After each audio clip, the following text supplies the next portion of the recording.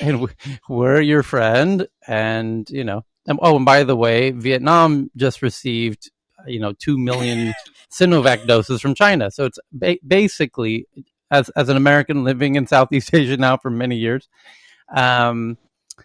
Southeast Asia is on just like Singapore, and Singapore does it better than anybody, of playing neutral between China and the US, because China's a huge economic partner. America is a big political partner, and they have to try and play friendly with both. And basically, VP Harris is on the tour there right now because, it's, as soon as she met with the Prime Minister of Singapore, and he himself is quite influential in Southeast Asia with the other countries, because the other Southeast Asian countries look to Singapore as kind of a guiding light as to, they're incredibly well-run country. And so, how Singapore goes could influence how the others, consider their next moves. Thailand is right in the middle. Vietnam is also has 1 foot in kind of on each side. Tokyo does not. Tokyo's 100% with America. Japan really doesn't have much fondness for China in any shape, way, or form. It is very, in fact, it might be one of the only countries that has a less love for China than America. So then you have the Philippines, which used to be kind of friendly with China until China got a little too strong with the South China Sea stuff, and then now they're letting America open a military base, which Japan also has in the south of Japan, and then you've got, Korea is one of the most complex. Korea is super complex, yeah. But Vietnam is generally a little more U.S. If we use the red and blue colors, red meaning China, blue meaning U.S., there's shades of purple in there for sure.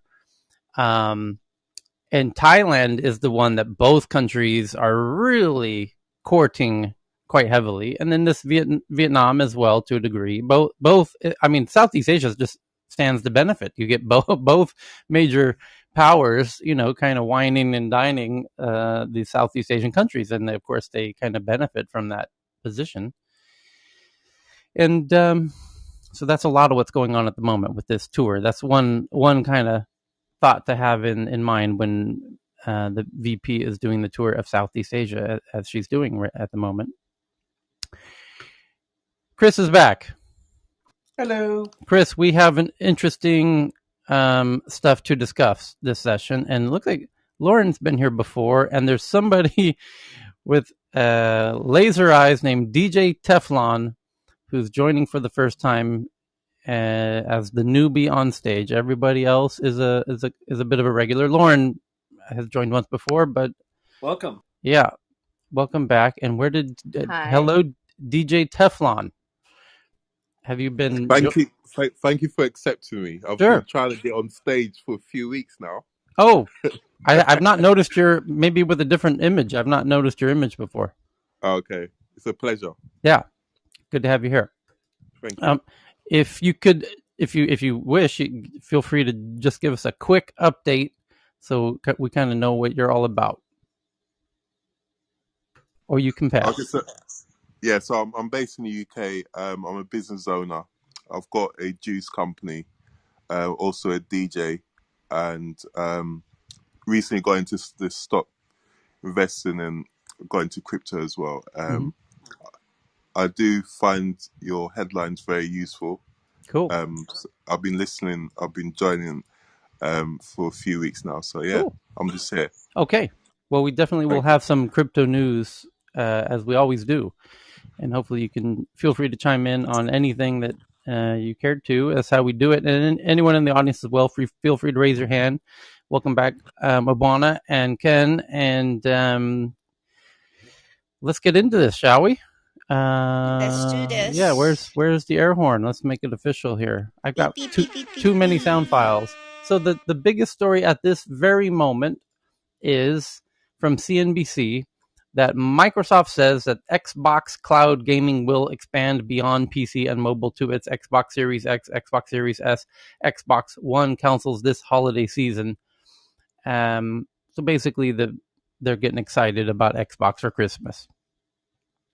And they need to come up with new features to get headlines to get you excited about the big competition for Christmas. Who's going to get your money this holiday season? The next big story Well, Microsoft's only play in consumer sector. Everything else they're doing corporate. So they have the whole brand, and it only exists to make sure that people remember that when you grow up, you want to buy Microsoft products. That's an important thing. So it's very important they have the good sentiment there. Yeah, I'm surprised they haven't. I imagine at some point they'll come out with a VR adaptation to Xbox. I mean, Xbox is such a huge platform. They've tried a few times with things. It's kind of the reasons for Microsoft being in the space are very different from other groups. So they put all the people working on that space into the HoloLens group, and they just went all military in that sector. They really do not like being consumer sector at all. Xbox is their one foot in the door there, and they do it for very strategic reasons. It's not there for money making. Although they do make money. Well, there's Minecraft as well. That's they did an Xbox great, platform. But they use it as a research platform, and they use it as an education thing again because they're there for strategic reasons. It basically hooks the kids when they're young, and then says, "Hey, look, you can do Minecraft with this, and look." Chris, hang on. Didn't they already do a version of AR glasses or something like that for Xbox? Yeah, $22 billion. They made more money on it than anyone else in the sector for the military contract with the Pentagon. That was 3 months ago. Yeah, 4 months ago. Okay. Yeah. It's all right. So they've already been trying at it. So yeah, Microsoft HoloLens is really cool. And if you want to see some really cool video, look up something called Microsoft Mesh. The videos on it are really shiny, and it's like their vision of the future, where everyone does work from home in dark living rooms and sees holograms like Tony Stark style with Avengers holograms. It's really cool. Okay, so the next big headline. Oh, we got Jay down here in the audience and Maria. Okay, so the next one is according to the Los Angeles Times, the LA Times, FBI says a man phished thousands of iCloud accounts, meaning hacked, and via an email scam where he impersonated Apple customer support, meaning like, hey, your account's been compromised. Click here to change your password. Stealing 620,000 photos and 9,000 videos until mid-2018. The LA County man broke into thousands of Apple iCloud accounts, collected more than 620,000 photos, more than 500,000 photos and videos, and in a plot to steal and share images of nude young women, federal authorities say, which, by the way, is highly illegal. So it's a bit dangerous to do so. How Kuo Chi, 40-year-old of La Puente, has agreed to plead guilty to 4 felonies, including conspiracy to gain unauthorized access to a computer, court records show. Chi, who goes by David, admitted that he impersonated Apple customer support staff in emails that tricked unsuspecting victims into providing him with their Apple IDs and passwords. According to court records, he gained unauthorized access to photos and videos of at least 306 victims across the nation, most of them young women. He acknowledged in his plea agreement with federal prosecutors in Tampa, Florida. Chi said he hacked into the accounts of about 200 of the victims at the request of people he met online. Using the moniker iCloud Ripper for You, Chi marketed himself as capable of breaking into iCloud accounts to steal photos and videos, he admitted in court papers. Chi acknowledged in court papers that he and his unnamed co-conspirators used a foreign encrypted email service to communicate with each other anonymously. When they came across nude photos and videos stored in victims' iCloud accounts, they called them wins, which they collected and shared with one another. I don't even know who was involved, Chi said Thursday in a brief phone conversation. He expressed fear that public exposure of his crimes would ruin my whole life. Yeah, exactly. I think you knew that before you even started this, Chi. No shit, dickhead. I'm remorseful for what I did, but I have family, he said. What the fuck does that mean? Hey, I'm sorry. Is why we're hearing about this now. Like, this happens on a semi-regular basis. It's interesting the timing on this one, because this is something that there's one of these like every a week or two. Why are we hearing this on the international headline now? I'm remorseful for what I did, but I have a family. You should have thought that before starting that. Then. Yeah, exactly right. Yeah. This is precisely why you don't go to jail, because you have a family, right? So Qi's agreement to plead guilty comes as Apple is facing criticism from privacy advocates over its plan. Chris, you nailed it. Why now is because everyone's talking about iCloud and your photos in Apple, and uh, child abuse imagery and porn scanning of your photos, and Yeah, that's kind of people are starting to realize the reality of the Apple privacy story is just a marketing screen, and that they've never really had your privacy interests at heart until they thought it could be a good marketing story. there's that. You're not the only one saying that. We've said that here on stage a few times, which is, it'll be incredibly interesting to see. Apple has their second biggest annual event. They essentially have two huge events each year. WWDC, which is usually around June, May, January, March, April, May. Yeah, May or June. And the WWDC is their annual week-long event where all of the Apple developers around the world kind of focus on. And then the other flagship event is early September, which is right around the corner, which is the iPhone launch event. That's what it's typically meant for. They do other things at that event as before well. Semiconductor shortages. Yes, but we do have this flagship annual event coming up either September 7th or 14th, and the fact that we're getting so close is now leading me to think it'll probably be September 14th, because we're getting uncomfortably close to September 7th. But at that event, they're going to announce the iPhone 13, as it's suspected to be called, which will have an always-on screen, a significantly larger battery, a slightly better camera, a slightly better processor as usual. So at that event, that's the event where they go on and on and on about privacy, typically. Hey, does this tie in with you say always on screen? How about one of the cool things Apple does is they actually have. I actually do admire this, not cynically, but I do genuinely admire this. When you want to see the advanced functions, they tend to prototype with the accessibility features with things. So they basically pitch them in that sector first, because the accessibility people essentially want to have that for people with different disabilities or such. One of the functions they've been prototyping in the background, you can kind of see their future roadmap stuff, is the always-on microphone that can identify essentially, dogs are barking or doors are being slammed or screaming or that kind of thing, and just put a little thing on the bottom thing saying, "Hey, I detected this." Now that whole thing is pivoted on privacy aspect. Are they going to be announcing the always-on microphone that can be there wherever you need to with the Siri? But rather than just being Siri, it does other processing on device. I mean, if they're going to follow the same privacy things for the child stuff, what if it hears other crimes happening nearby? I mean, you want to make sure to basically have people's make sure that they're safe, right? Yeah, we're in the midst.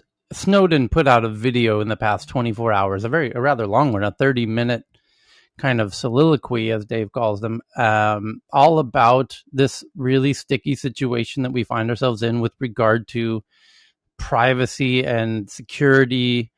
Privacy versus security, essentially. And that he's really strongly urging everyone to not take the easy route and sacrifice our quote unquote freedoms for security. And so you can give that a watch. He's really making a strong plea to everybody to, take the perhaps the road, the less obvious route, which he feels like long term we're gonna really paint ourselves into a difficult corner if we continue to take the sacrifice our liberties or privacy for more safety. So anyways, we'll get a link to that and tweet that out. But back to this LA Times story about our friend David Qi. Qi's conspirators would request that he back up certain iCloud account. Qi's Dropbox account contained more than 620,000 photos, 9,000 videos. And the scam started to unravel in March 2018. A California company that specializes in removing celebrity photos from the internet notified an unnamed public figure in Tampa, Florida, that nude photos of the person had been posted on pornographic websites. So this is how it all unfolded. Did he get a politician or something? No. Remember that huge celebrity leak, right? So Yeah. then these private companies were created, right? And so now there's attention and engagement being paid to this underworld, and that's what unraveled him. So investigators soon discovered that a login to the victim's iCloud account had come from an internet address at Chi's house in La Puente, Los Angeles. The FBI got a search warrant and raided the house on May 19th. By then, agents had already gathered a clear picture of Chi's online life from a vast trove of records they had obtained from Dropbox, Google, Apple, Facebook, and Charter Communications, which is his internet service provider. So, hey, they actually bought her with a warrant. I mean, that's better than Apple's doing. Yeah, but that just evidence that when the authorities wish to, they can subpoena all of your account information from all of the digital service providers like Dropbox, Google, Apple, Facebook, and your ISP. And with the combination of those things, yeah, they know pretty much everything they could ever wish to know before they arrive at your house. So on August 5th, she agreed to plead guilty to 1 count of conspiracy and 3 counts of gaining unauthorized access to a protected computer. He faces up to 5 years in prison for each of the 4 crimes. If he's on a sex offender list, doesn't matter. It's punishment for life. I mean, it's a thing. So that's the second biggest story of the day. And the next one is OnlyFans founder Tim Stokely blames banks, including BNY Mellon, Metrobank, JP Morgan, for its porn ban, but says MasterCard's rules had no bearing on the ban. And that's counter to much of the narrative that was going around and around why has OnlyFans started to ban porn. And so now he's naming names. He's naming the actual banks, which was not what people assumed. So tweeting that one out for those who want to do the deep dive on that. That one's from Financial Times, but a lot of people are covering this, including The Verge and the New York Post and CNBC and Variety, LA Times, Protocol, and others. So sending that out for your convenience. And then the next big story is a look at something called the Vaccine Talk, capital V, capital T, a tightly moderated Facebook group for vaccine skeptics with 70,000 members that aims to change their minds with evidence-based info. As social media giants struggle to crack down on false claims about COVID, ordinary users are finding ways to reach vaccine skeptics and win them over. A tightly moderated of vaccine skeptics. Okay, so does anyone have any experience or knowledge of Vaccine Talk? Let's start there. Nobody? So let's read a bit of the article here. What do you mean? What is the question, Tyler? The Washington Post has a headline about a Facebook group called Vaccine Talk, which is a tightly moderated group, which means you have to apply and the moderators approve you to join the group, of vaccine skeptics, 70,000 members. Their aim is to change their minds with evidence-based info. A social media, and then the sub-headline says, as social media giants like Facebook struggle to crack down on false claims about COVID, ordinary users are finding ways to reach vaccine skeptics and win them over. That's the sub-headline. Michelle is in the audience. Okay. Yes, that would be fantastic. If Michelle could give us any additional little interesting preview into, but we do have an element of this in Clubhouse, do we not? Which is vaccines. In fact, who was Dr. Heidi? And we had the MedTech room yesterday where this was a bit of a conversation, and Dr. Heidi in the audience made some great points. I and John and Ellen have spent significant hours in those rooms listening, and it's really interesting to hear those conversations, at times very frustrating. I enjoy watching the rooms from a data perspective. I watch the analytics of how many people are going in and out of the rooms and kind of the chart of how they grow and decline. And then usually around 2 hours into the room, the one of the moderators says, oh, we've been shadow banned because now we're not visible in the hallway. I have a friend trying to find the room and they can't find the room and it's no longer in the hallway. And that's correct. The room is no longer in the hallway because the admins at Clubhouse have, removed it from the hallway. And it can also be the block function being overpowered, because essentially if you block someone on the stage or they block you with things, it has like this, it's way overpowered. You're right. It could be that the person who's trying to join the room has been blocked. However, I can't find the room in the hallway either. And I haven't everyone loves you, Tyler. Yeah. But and I can see on the data, on the chart, where the room's trending up. Oh, you can see the entire room thing. Oh, yeah, I see all the data. The room gets right up to around 800 people, and then boom, it starts sliding downward. There's a dramatic 90-degree angle in the chart. And once talking about the zombie juice room? No, I'm talking about rooms of just vaccine-hesitant people wanting to discuss. Sounds like Clubhouse is in moderation here. Yeah, no, I don't mind this, and the rooms are an interesting makeup of people who want to. There's one regularly comes on called. Then there's calling the vaccine zombie juice, and then it disappears all of a sudden. And I know what they have different degrees of skepticism. Some of them have healthy skepticism. Some of them are rather toxic skepticism, and it is what it is. But Minaz, who was I just referring to?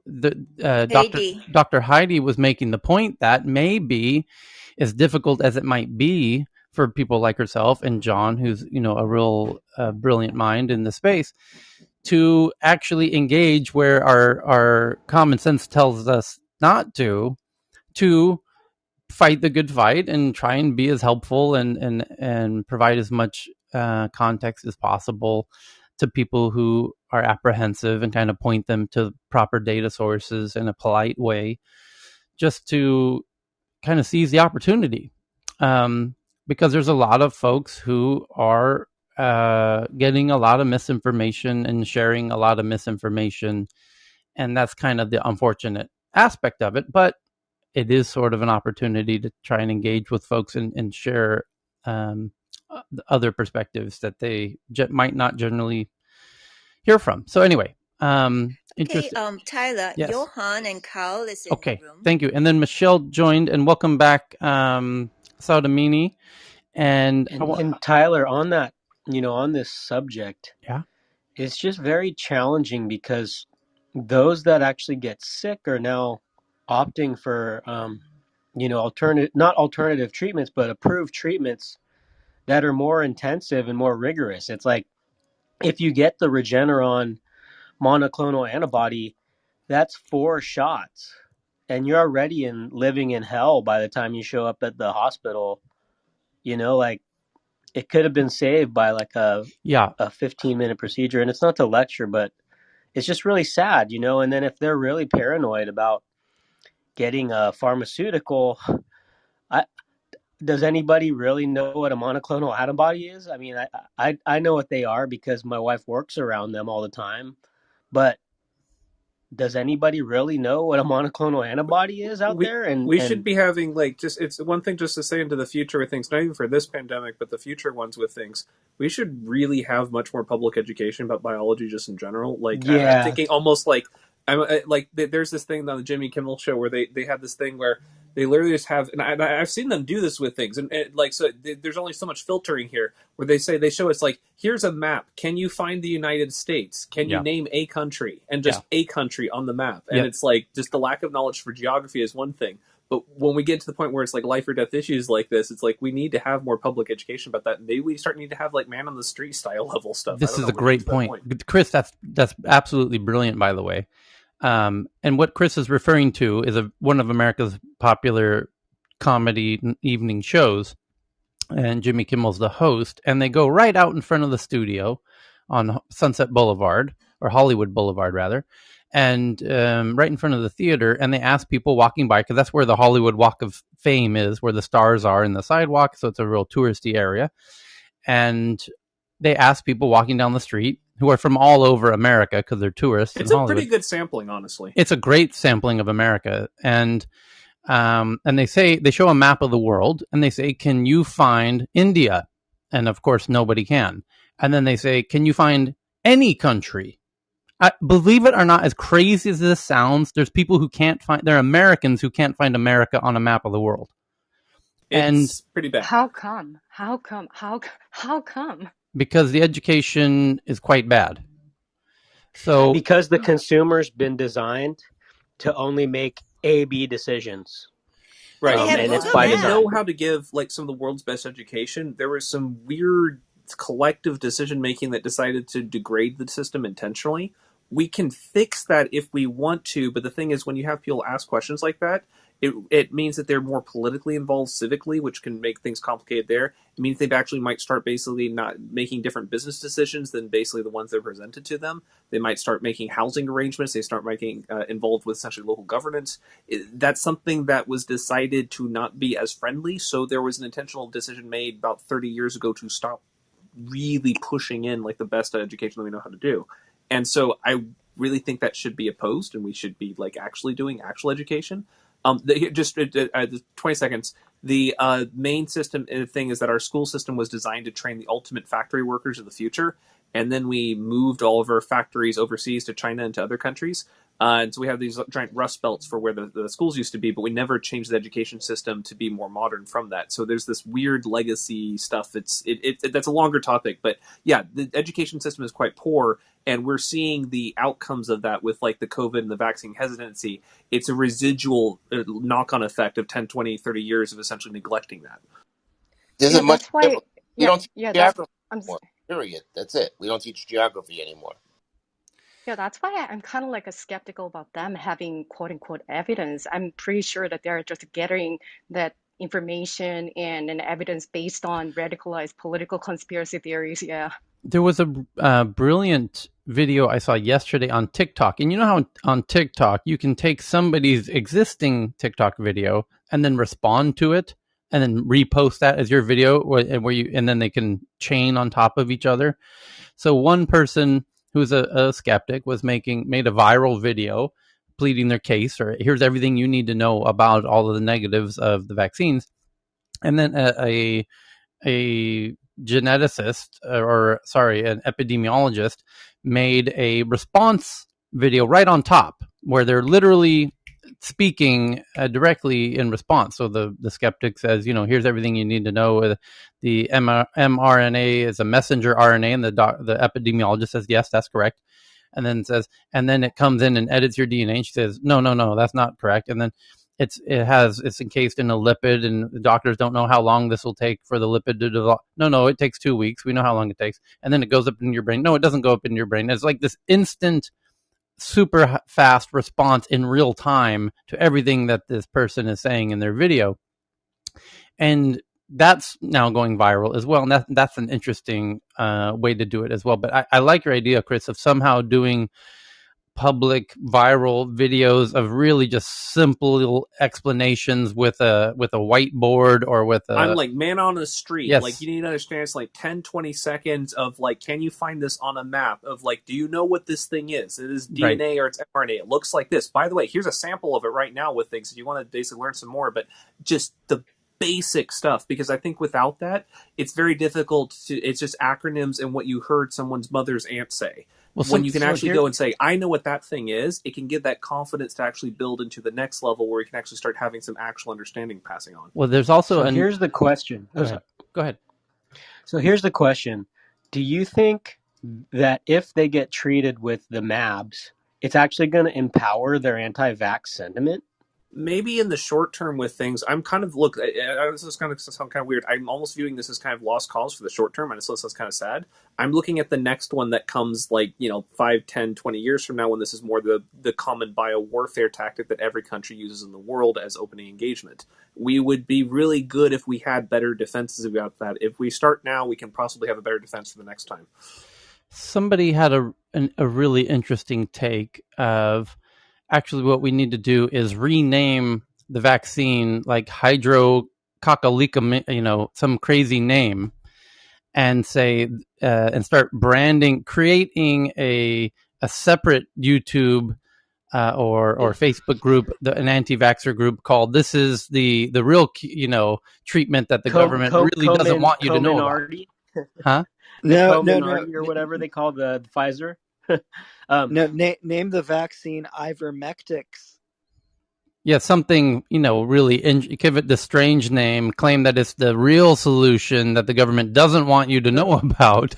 That's all we need is a real false flag, right? Then the conspiracy theorists will actually have. That's the problem, and so the media is complicit in this too. If you read the articles that talk about MABs, they tell you, oh well, this shot it teaches the body how to mimic it mimics the response that your body has to a normal infection. It mimics the natural response, and I'm sitting here slapping my hand against my head because that's exactly what the vaccine is trying to accomplish. Yeah, and so the media is complicit in this too. Okay, at public education, we'll start the journalist. Okay, so is this? Oh, sorry, go on, Tyler. Go ahead, Carl. I was just going to say, is this conversation not indicative of part of the problem of dealing with the issue as well? Because we started off talking about that it's an educational problem, which obviously it is an educational problem, in the fact that people in the US and many developed countries are coming out without the tools they need to understand the world and how complex it is. So then they turn to simplistic forms, but then it turned to conspiracies.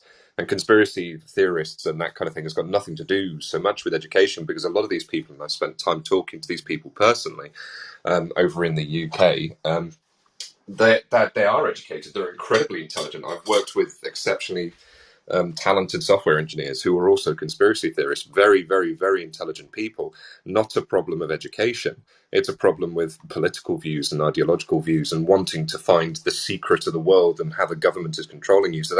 So even while we're talking about it now, we're broadly jumping over many different topics, and all of them result in the same thing, which is people don't want to get vaccinated. But the actual root causes are not just one thing. It's not just education. It's political views. It's ideology. It's us versus them. It's bigotry, and all of these things sort of come together and end up with a populace that doesn't want to get vaccinated when it should, but for different reasons. So I just wanted to point out that even we, as we were talking about it, couldn't pin it down to one problem, as it were, and that's why it makes it so tough to deal with this situation. It's I think, to boil it down, it's a combination of now mistrust in systems, and which isn't totally misplaced, but and then exacerbated by the education factor or critical thinking and whatnot. So, very briefly, and I know we don't want to move on to the point, but I've studied a lot of different fields, like of all sorts of random things. Microbiology. We've noticed, Chris. Well, okay, I'm just saying this. Microbiology is one of my absolute favorites, but it's also among the most complex that I know of with things. And I'd say that is something that is one of the hardest things for it was one of the most difficult for one to approach. And I'm saying this just as to be fair to people going, how do you not know what this is, or how do you not know what that is with things? It was hard even before the pandemic, before we had active bad faith actors polluting our databases and our discourse and everything else, before it got intentionally confusing. So we need to get a better groundwork even to get to the next stage on that complexity. And if we have people that we can actually trust moving forward, that's going to make it a lot easier to do. And just if it's as simple as down the street, that's a good start. It's the only one that's tied religiously as well. Like, nobody's arguing that physics has religious ties and whatnot, or anything like that, really, unless in this area, like in space. But yeah, exactly, yeah. But in this area, biology still has those deep ties to arguments about religion and that kind of thing. So that's an additional complexity that none of the other sorts of technological advances have. Let's do that one later. I actually would like to host one on that. Could be cool. Okay. Yeah, man. Next one is testing of carriers across the United States shows that T-Mobile, with a commanding lead in 5G winning speed tests in 24 cities and rural regions, to AT&T's 8 and Verizon's 2. And the next big headlines from the New York Times and others: TikTok partners with Shopify. Where's my cash register? To launch a pilot program letting merchants add a shopping tab to their profiles and link to products in their posts. TikTok and Shopify, the e-commerce platform, said on Tuesday that they were working together to add the ability for consumers to shop directly in the TikTok app for the first time. Amazing. This is wild. Why didn't anybody tell me about this? Will USA let them have the financial data with ByteDance changing at the board of directors recently with state-based actors? Yeah, that was a headline 3 days ago that the Chinese government has taken one of the 3 board seats in TikTok's parent company ByteDance, which is basically TikTok, and which raises the question how, and even since then, when that headline came out about actually 3 or 4 days ago, even since then, in the past 48 hours, there's now a senator calling for a reinvestigation into whether we should now shut down TikTok due to precisely this, the Chinese influence in TikTok. I mean, they're going to let them have the financial data if they're not comfortable with them having the biometrics. I mean, it's kind of one of those, like, there's a lot of data sets flying back and forth. That was a similar issue, and that was being led by or co-chaired by Amy Klobuchar, which was separate issue, actually. About 2 months ago, TikTok updated their privacy policies that every user must agree to use the app. And in this new privacy policy, which nobody reads, by the way, but clicks I agree to, is the ability to take what they call a voice print and a face print of you, the user of the app. And of course, Amy Klobuchar in the letter to TikTok says, what the fuck is a face print and a voice print? I may have added the F word in that sentence, but the rest of it was actually the whole purpose of the letter, which was, where's the data being stored? How long is it going to be stored for? Are you also including minors in your data collection? Because it doesn't say in your privacy policy. And do you even know if someone's a minor who's using your app? And where's the data stored? How long is it stored? What's a voice print? What's a face print? Can that data be used for advertising, on and on and on and on? Because they're not being clear at all about it, and they're intentionally so. So we look forward to TikTok's response to that. And what if there are multiple people in the video and passers-by in the background? Yeah, well, we know what happens in China when that happens.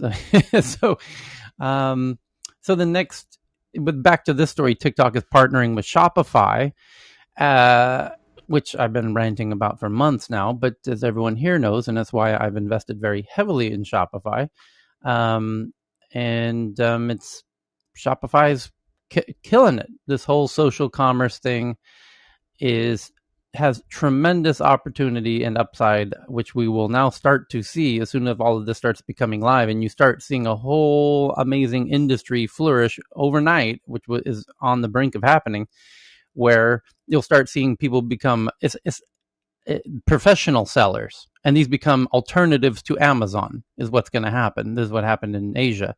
So, and here in Thailand, where the platforms used to be, people taking photos of their cats and their food and all of that. That it will transition into, now that you can start selling stuff on these platforms very quickly become thousands of people live streaming and selling all kinds of interesting stuff. And you'll start buying that stuff. You're going to find these people are incredibly talented at convincing people to buy the crazy stuff they are selling. So I seem to recall this very aged toy maker collector guy, and he'd go, I found this most wonderful, delightful thing from this random place, and you can buy one of 12 of them here in my store. I can just imagine essentially it's not going to be just the QVC channel. It's going to have some really esoteric personalities in this sort of thing. Yeah. My point is, this has far bigger implications than people assume on the face of the headline. You read the headline that TikTok partners with Shopify to launch, a shopping tab and influencers can now sell products on the profiles. And you're thinking, oh, okay, it's going to be the same as before, except that, the people I follow are now once in a while going to be selling something.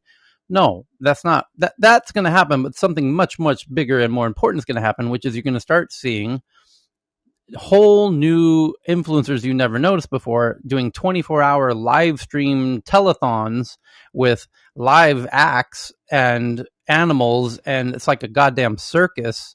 It's like a Dr. Seuss circus, on methamphetamines, and they're selling products all the time.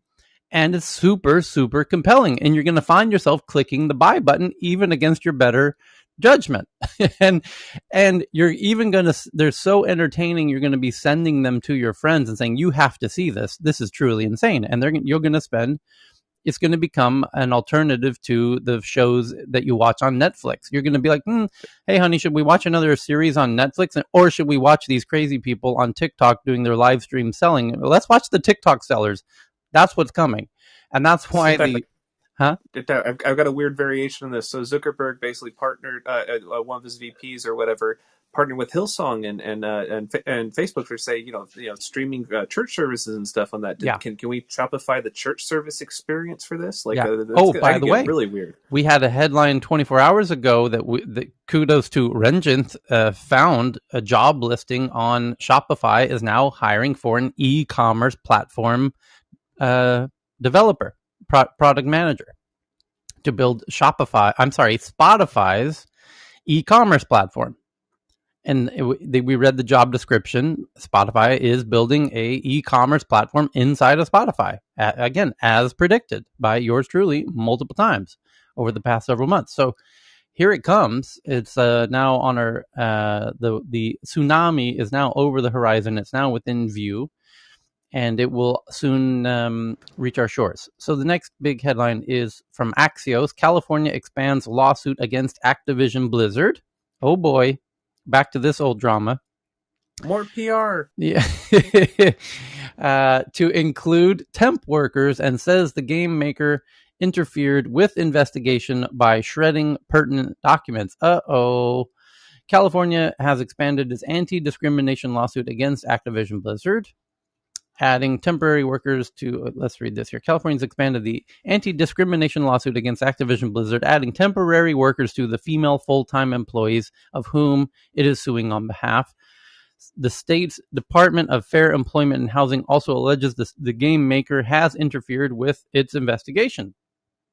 While Activision Blizzard has attempted to show over the past month that it is addressing issues raised by the suit, the California is turning up the heat. An Activision Blizzard representative has not yet replied to Axios' request for comment. Well, they're in a lawsuit, so they probably won't comment. Between the lines, the amended complaint was filed Monday and redefines the group it says was wronged by the gaming giant, adding in the temp workers in addition to the full-time employees, basically. And also says Activision Blizzard has stymied its efforts through NDAs, requiring employees to speak with the company ahead of contacting So they're forcing everyone into private meetings. Is that legal? And signing NDAs. I imagine it is. NDAs did not talk to the government doing an investigation against you? It might be. I'm no doubt they asked their lawyers that question before they did that. Clearly, this was their own internal lawyers who suggested to do this. These are the same lawyers that got them sued in the first place. Just saying that out. Well, it's common practice to use NDAs in the industry, right? Maybe they know that it won't be actually enforceable, but if they can intimidate people for long enough for them to bury a few bodies out back, So the suit claims that this directly interferes with their ability to investigate, prosecute, and remedy workplace discrimination and harassment violations on behalf of employees and contingent or temporary workers. It alleges in part that documents related to investigations and complaints were shredded by human resource personnel in violation of what it asserts is the game company's legal obligation to retain them pending the investigation. The change comes after stories revealed toxic conditions faced by Activision Blizzard contract workers. Stories shared with Axios from the ABK Workers Alliance. That's a union. So I told you the unionization is going to be a factor in this. Specifically from stories shared with Axios from the Workers Alliance, specifically from the Quality Assurance and Customer Service departments, paint a picture of brutal overtime paired with little pay.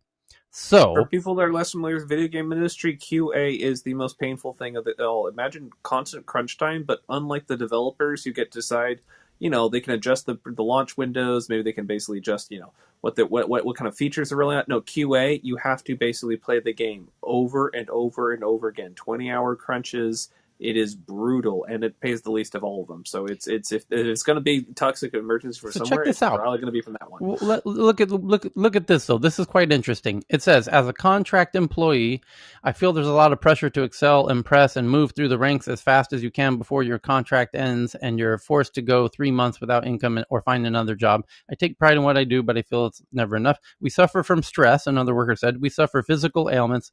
We are overworked and underpaid across the board. Now, that info was provided by the Workers Alliance, who's kind of a union, obviously, Workers Alliance.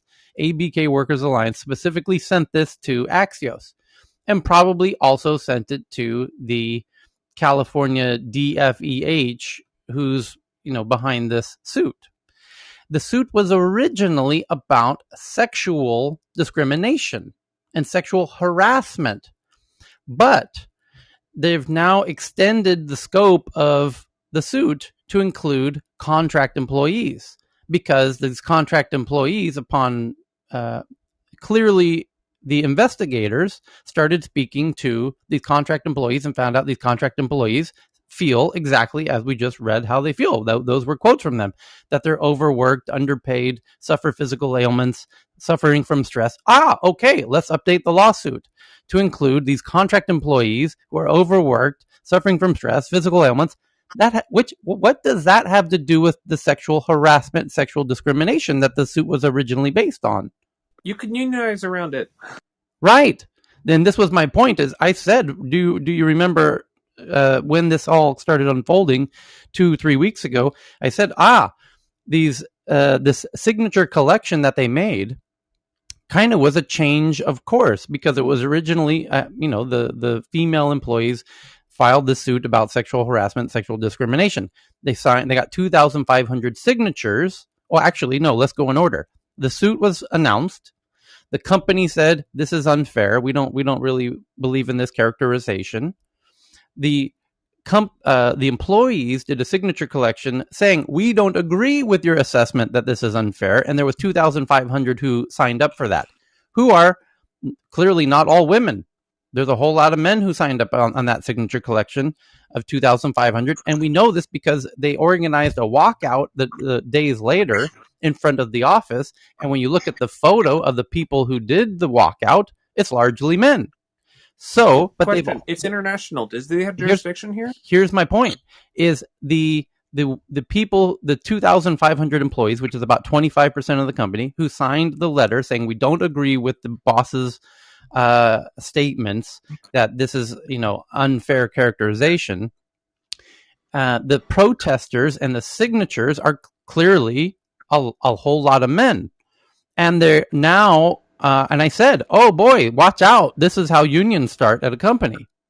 So, and indeed, now we see that the investigation is now expanding its scope to talk to not the original female employees who were claiming sexual discrimination and harassment. It's the contract employees who are saying they're overworked and overstressed and suffering physical ailments. And that's who they now want to add to the scope of the people who were being hurt by the company. And, oh, by the way, this is all being now fed by this ABK Workers Alliance. So the whole tonality of this lawsuit has shifted from female team member employees for sexual harassment and discrimination to a significant size of contract employees who feel they're overworked and overstressed and being treated unfairly, and the union is behind this, and now the lawsuit has taken on a whole new dimension. At a minimum, it's a pressure tactic designed to get them to the table, and this might work, right? And it's overdue, but it's starting to lump lots of different things together. I'm curious if it might. Yeah, let's see how. Well, no doubt we'll see how this to be continued. But it's a really interesting development. I think as automation increases, like I've mentioned it before. I think the Teamsters and other things, you're seeing them pop up in the ride-sharing apps, kind of being the hero in the 1099 versus Uber and stuff. I think the Teamsters are looking for membership. But now here's an interesting point, because Somebody has a hot mic. Thank you, Cheryl. Look like Michelle or May. So no doubt, people were investigating and asking around to Activision Blizzard contract employees, like the Q&A testers. Hey, have you suffered sexual abuse or discrimination? And they responded back, no, but I'm stressed and I work really hard. Maybe we can talk about that. And and now it's like, okay, sure, yeah, let's include this in the lawsuit too.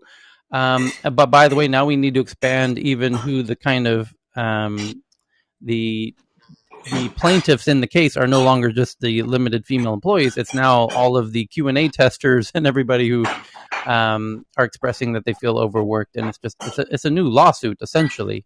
So interesting. We will continue to follow how that unravels. They made you work. Can you explain how they made you do this thing called work? No. Well, so there's work. The thing is, when they get you, essentially, it's after you've lost your family and friends, and after the few months in and with things, and all the social support goes away, and then there's nothing in life anymore. Then there's the zombies. It's at that point that essentially people start to have a little bit of an issue.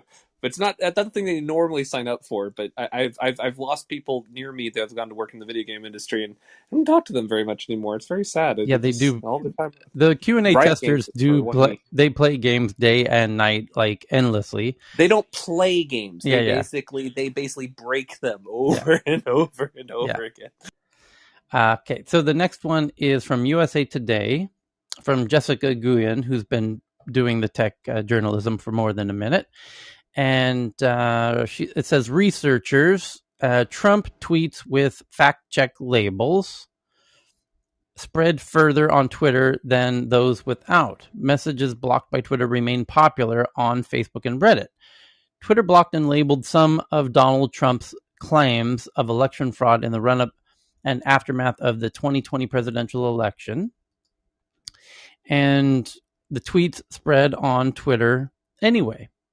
That's according to a new study from NYU, New York University researchers, published today in Harvard Kennedy School of Misinformation Review and shared exclusively with USA Today. The study is raising questions about the ability of social media companies to halt the flood of falsehoods on mainstream social media platforms during election cycles. NYU researchers say Trump's tweets with fact-check labels spread further on Twitter than those without. And when Twitter blocked engagement with the former president's tweets, they leaped to Facebook, Instagram, and Reddit, where they were more popular than tweets that Twitter labeled or did not flag at all. So it's having the opposite of the intended effect, essentially. So Twitter's aims to kind of curtail Trump's influence actually exacerbate his influence. Long story short. There you go. Okay, so and it's from the it's a Harvard NYU study. So the next is the demographic different? That seems important to me. Is in the demographic that it's shared to, is that different? It doesn't say. I imagine the full study does, but you'll have to go to the Twitter account and see. Click the link to the study to dive on that one. The next one is from Wired. It says, Cerebras Systems claims its hardware can now run a neural network with 120 trillion parameters, targeting a nascent market for massive natural language processing AI algorithms. And this Cerebras has come up with an interesting approach to processors used in doing AI. Where it creates they figured out how to make a really cheap one, and they figured out how to use the entire wafer and then cool that fracker down. This is actually, there was a mesoscale wafer engineering was actually something they tried back in the 90s, and it bankrupted a number of investors. They put like 300 million into it, and just poof, it went away with things. And there's a few other groups that tried, and they said, it's too hard, we're not going to touch it. You basically, if you heat up one part of the chip more than another part, the wafer is so thin it'll just shatter. So a huge amount of consumer electronic design, especially in high-end chips these days, has almost nothing to do with computation. It's all about thermal management. If you can solve thermals, you can basically make everything else magical. So Cerebras, one of the brilliant things they did is they said, we're going to basically make it a very, very simple chip and circuit. We're going to copy and paste it across the entire wafer, and they put all of their engineering into making sure all the support infrastructure means that the thing doesn't die when it's basically doing its stuff. So it's very exciting for the long-term future. It says in the article here, Cerberus says its technology can run a neural network with 120 trillion connections, 100 times what's achievable today. And the first paragraph reads, when it comes to the neural networks that power today's AI, sometimes the bigger they are, the smarter they are too. Recent leaps in machine understanding of language, for example, have hinged on building some of the most enormous AI models ever and stuffing them with a huge gobs of text. A new cluster of computer chips could now help these networks grow to almost unimaginable size and show whether going ever larger may unlock further AI advances, not only in language understanding, but perhaps also in areas like robotics and computer vision. Good times.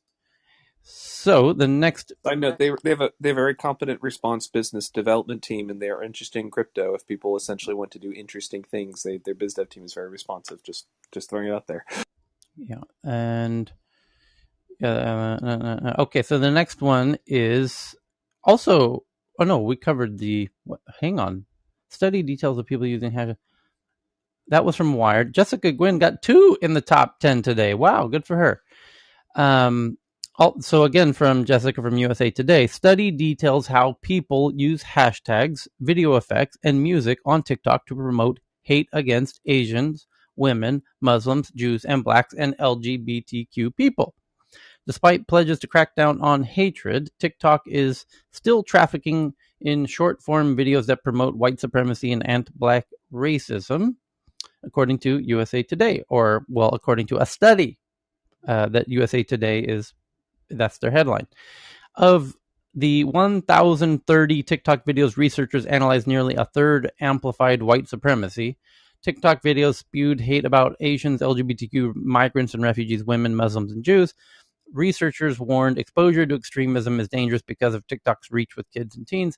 Extremists use TikTok's features like video effects, video grid layout, and music to promote hate. Despite pledges to crack down on hatred, TikTok is still trafficking in short-form videos to promote white supremacy and anti-black racism, according to a new study from the London-based Institute for Strategic Dialogue.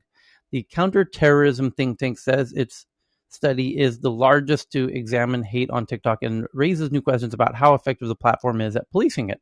Of the 1,030 videos researchers analyzed over 3 months in 2020, 312, nearly a third, amplify white supremacy.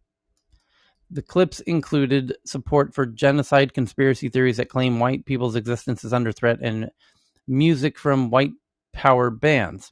Three of the 10 most popular videos, viewed a combination of 3.5 million times, were clips originally produced by Paul Miller, an extremist known as Gypsy Crusader who spreads racism and anti-Semitic rhetoric on social media. Miller, who was arrested earlier this year on charges of being a felon in possession of a firearm, can be seen in another video telling a black person they're as black as the ace of spades. It was viewed 354,000 times before it was taken down. By and large, the majority of content in our sample did not achieve such views like this, but there was still a significant cluster that did, and this raises questions over how TikTok algorithm promotes explicitly hateful content to users on the platform. Strategic Dialogue Institute analyst Kieran O'Connor told USA Today. The white British counterterrorism is nervous about China's soft power ability to promote dissent overseas. Correct. Yeah, this is precisely what's going on. So, and by the way, there's a related headline from last week that the CCP now wants control of TikTok's algorithm to control what people see in China on TikTok. And they specifically said they want to see less harmful content and more good content. You guys remember this headline from last week? So I like the party. That's good content, right? So they specifically say they want less celebrity gossip, less vulgar dancing, aka twerking, and more Marxist literary criticism. Their own words. This is like no porn on OnlyFans. I mean, what else? If you don't have dancing on TikTok, what are you going to do? Well, the interesting that the party says we need to have influence on the algorithm in China. And then, of course, that leads to the question of, Facebook's head of cybersecurity says China is intentionally trying to cause, misinformation campaigns on Facebook. China and Russia have both been named, but disproportionately, those two above all else are the state actors who are causing a large proportion of the misinformation around all kinds of things and antagonism, weaponizing social media to cause division in America. So would it not make sense then if the CCP has a seat at the table and is now on the one of the 3 board seats of TikTok, and also wants access to the algorithm to minimize the negative effects of social media in China, that they might weaponize TikTok in America? In the 1960s, they were about nuclear warfare with bombers coming over Alaska, nuke us all to hell with things. Now they're basically saying, what happens if the Chinese basically are secretly conspiring to basically infiltrate us with dance videos? This is essentially we live in a very strange world these days. So another used racist terminology such as jogger, exterminator, a reference to killing 25-year-old Ahmaud Arbery, who was chased. Another video covered Black Lives Matter's closed fist symbol with a white hand in a Sieg Heil, a Nazi victory salute. Not only are communities, minorities, or groups of people like African Americans being targeted, those who target them are also being praised, shared, and glorified on the platform, O'Connor said. Are kids, teens exposed to extremism on TikTok? That, he says, can be dangerous, particularly with TikTok's wide range among young people. O'Connor says he regularly spotted watermarked links to white supremacist Telegram channels. In the comments, users would ask or advise others how to find extremist manifestos or additional materials.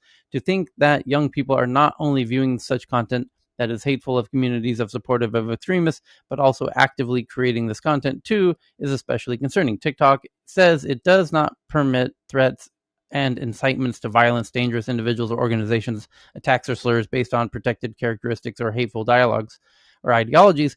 And it says it removes any content that violates its rules, including videos, audio, live stream, images, comments, or text. Here's the quote: TikTok categorically prohibits violent extremism and hateful behavior, and our dedicated team will remove any such content as it violates our policies and undermines the creative and joyful experience people expect from our platform, the company said in a statement. We greatly value our collaboration with ISD and others whose critical research on industry-wide challenges help strengthen how we enforce our policies to keep our platform safe and welcoming. It said in last year that it has a zero tolerance for organized hate groups and those associated with them. So the Institute for Strategic Dialogue says TikTok removes hateful and extremist content, but not consistently. Some 191 videos, 18.5% of those videos they analyzed were removed or were no longer available on TikTok by the end of the data collection period. So they removed 18.5% of the ones that were flagged, basically. So we'll see. To be continued. Is TikTok intentionally fanning hatred flames? Is the quick summary of that. It'd almost be if certain sections of companies like Reddit got purchased by large Chinese overseas groups, essentially right in the middle of a tech crackdown. I wonder if they've been posting dissentious content recently. You raise a very interesting question. Reddit does have a notable Chinese investor, and even Reddit users bring up that point from time to time in Reddit threads. All the time. Yeah, all the time. So Spotify says all US-based podcasters using Anchor can sell subscriptions to episodes available on RSS and Spotify, expanding internationally later. Plus, new price tiers and email addresses.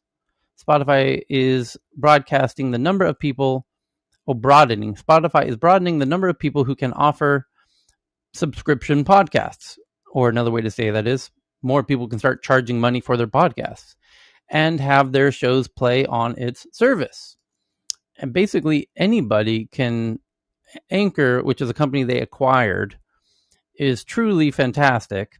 It's normally, if you want to have a podcast, it's actually not so simple to set up the enclosures and the RSS. And Anchor comes along and made that magically simple and automates it for you. So you just give them your logo, the name of your podcast, tell it which platforms you want to be on. If you want to be on Spotify, Apple Music, Amazon, they do a whole lot of automatic distribution for you. They create your podcast channel on all of the main Google podcasts as well. And then you only need to upload your content in one place. They help you edit it. They help you add music to it. And then once it's blasted out to all of the podcasting portals, it gives you analytics of how it's doing globally, of what countries are listening to it, which age groups, which genders, and all of the analytics that you would want about which of your podcasts has the most views. Everything. It's beautiful. And it also, Spotify's mother app itself has podcasts, and so that counts as well. And so anyways, now you're going to be able to charge for your podcast if you so want to, charge a subscription. Spotify is broadening the number of people who can offer subscription podcasts and have their shows played on its service. Today, the company announced, along with expanded rollout, Spotify says it's also adding more pricing options. Now 20 different options, up from 3, and is giving podcasters the ability to download their paying subscribers' email addresses. Oh, snap. That's crazy. That's unprecedented. Because normally when you participate in a platform like YouTube, you do not get your viewers' email addresses. That's gnarly. It is. This is and that they can take over MailChimp and all those other services too. Well, this is about owning your customer in the upcoming, what do we call this? Creator economy. There was a brilliant blog post written 2 weeks ago about how the creator economy is likely to follow the gig economy, in that it was very promising. People got excited and then realized, shit, I don't own any of this data. I don't own this audience. And in the gig economy, yes, you can be an Uber driver, you can be a Lyft driver, a Instacart delivery person, and all of these things simultaneously. However, you don't own that customer that you're driving around. Next time they want a ride, they're not. Yes? What the most brilliant Uber drivers that I met with things is what they would do is they'd have a black book with them with things. And they say, if you like my service, here's the card with things. I can get you a better rate if you take this route on a regular basis. And they basically build up a list of like 100, 200 things. And then they would leave the Uber platform and they'd have basically permanent customers. Right. Those were the smart ones. And they left the service after about a few months when they learned how to do that trick. That's called that's called building a business. And you can't build a business unless you own the customer. And it's going to be really interesting how this survives in Europe, because GDPR is going to have a fucking field day with that. So here's the interesting bit. So in the same way that the gig economy, most gigsters participating in the gig economy realize, shit, I don't own. Here I am after a year of driving around like a madman, and I have nothing other than the money I made. I have nothing going forward. If they kick me off of this app, I'm toast. Right. And the really smart ones did exactly what Chris said, which is they tried to own the customer. Airbnb hosts know this very well. Like, Airbnb sends you a guest. If they really like it, you try and say, hey, here's my WhatsApp. Next time, ping me directly. You're a great customer. Happy to give you a better rate than Airbnb next time. So, this idea of the gig economy, left all of those participants without any power, because they weren't building anything of any long-term value. That effectively the creator economy might be a lot like the gig economy, where the creators are on TikTok and Instagram and WhatsApp and whatever, and they're selling stuff on these e-commerce platforms. We just announced TikTok's partnership with Shopify. And you're going to be selling all day long, and you're going to be selling a whole bunch of pool noodles to people, and you're selling 100,000 pool noodles through TikTok in this partnership with Shopify. And then after a year of doing that, you stop and reflect and you realize, I'm done. The minute you stop selling on TikTok, you have no other option. You cannot contact those people who you sold those millions of pool noodles to see if they want to buy next year's version 2.0 of your pool noodle. So, indeed, the creator economy it's a really interesting point that we should start reflecting on now, because in this case, Spotify allowing the podcasters to download their subscribers' email addresses means you, as the podcaster, own your audience. That's wild. There's some crazy security stuff on here too, if you want to get creative about it. Right. YouTube stars do not have this. TikTok stars do not have this. Instagram, nobody has this. This is very unconventional in social media. This is like web in the very beginning when you had the very old shopping carts. You could literally see who was on the site, their IP addresses, what was in there. And then as the shopping carts evolved, you stopped having that visibility because they realized it's a huge security issue. Well, by the way, before Amazon was ruining Christmas, or was it Facebook ruined Christmas? But it was like, telling what everyone else was in their gift carts or something like this. And it was like, this would be fun. And it was fun. Pure visibility of shopping carts. Yeah. By the way, Carl, they address your GDPR concern. Spotify is in Europe and they're intimately familiar with GDPR. Exactly. That's why I'm surprised that this has come up, because this flies in the face of every. It says even this article says this means they can stay in touch better with their subscribers and also take that list elsewhere if they ever leave Anchor. Listeners have to opt in to having their exactly. There has to be an opt-in. There's no way they do it otherwise. It's an opt-in to share your email with the podcast.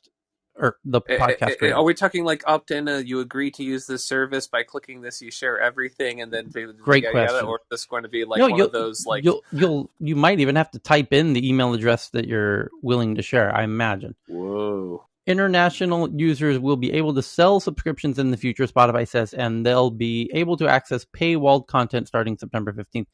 As it has been since the subscription product first launched in April, Spotify won't take a cut of revenue until 2023, at which point it will take 5%. There's still no button to subscribe to shows directly inside of Spotify, though, meaning that if a listener wants to subscribe to an Anchor podcast, they'll have to navigate to an external website, likely through a link in the show's notes to do so. This means podcasters have to continue to shout out where listeners can find the link to subscribe, which adds friction to the process. In contrast, Apple's podcast subscription product, which it launched in June, and from which takes a much higher cut of revenue, comes with an in-app button. Apple won't, however, provide podcasters with any specific contact information of their subscribers.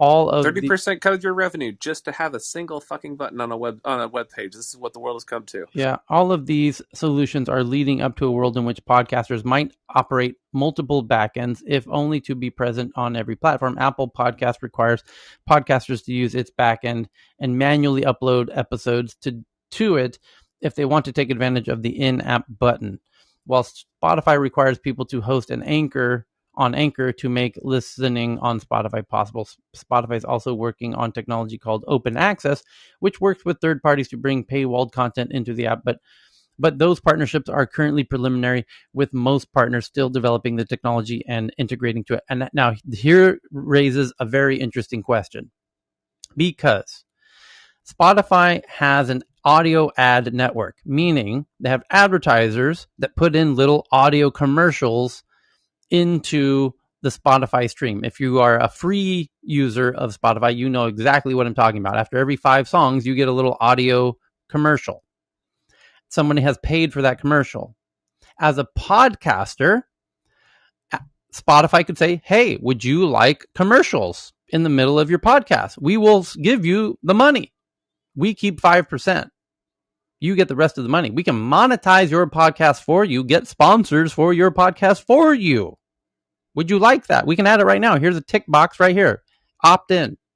Yes, of course, lots of people are going to say, oh, sweet Jesus, thank you very much. Yes, please put commercials at the beginning and end of my podcast, and I will happily take that money. Thank you very much, Spotify. Apple does not do this, right? Apple's taking a 30% cut of your subscription. If people are paying to subscribe to your podcast, they're going to take 30%. Spotify is going to take 5%. Spotify also is going to broadcast your podcast to Google Podcast, Amazon Podcast, and 10 other podcasting platforms automagically. Apple will not. Apple forces you to upload to them directly. Spotify asks you to go through Anchor, which then gets broadcast to multiple podcasting platforms, includes your audio advertising, allows you to own the email address of your subscribers. Now, which platform are podcasters going to use? Perhaps both, but if they had to pick one, which do you think they will use? Apple has more reach as a singular platform.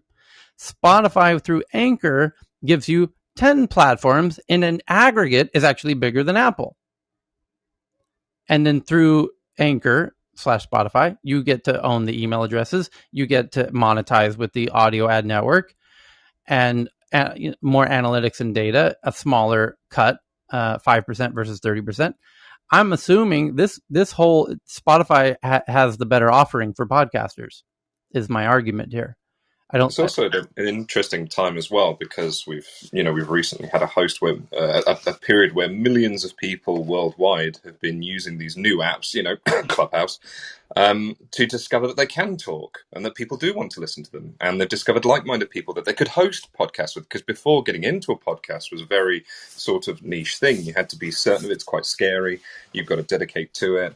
And it's, it wasn't as enticing as just getting a channel on YouTube, for instance. But now we've got all of these people that have suddenly discovered that they could do this potentially. And then Spotify comes along and says, hey, you're doing all this free content on Clubhouse, and you're doing all this free content on Spaces. Well, why don't you come over here? We're not going to take a cut for the first year or so and start a podcast and make reoccurring, continuous passive revenue from it. So it's interesting times. You can, as Clubhouse is known to repeatedly say, you can record the rooms and then upload it to Anchor and monetize it as a podcast. A Clubhouse room can be a podcast for sure. And of course, they can do that with their greenhouse, or what do they call it? Greenhouse?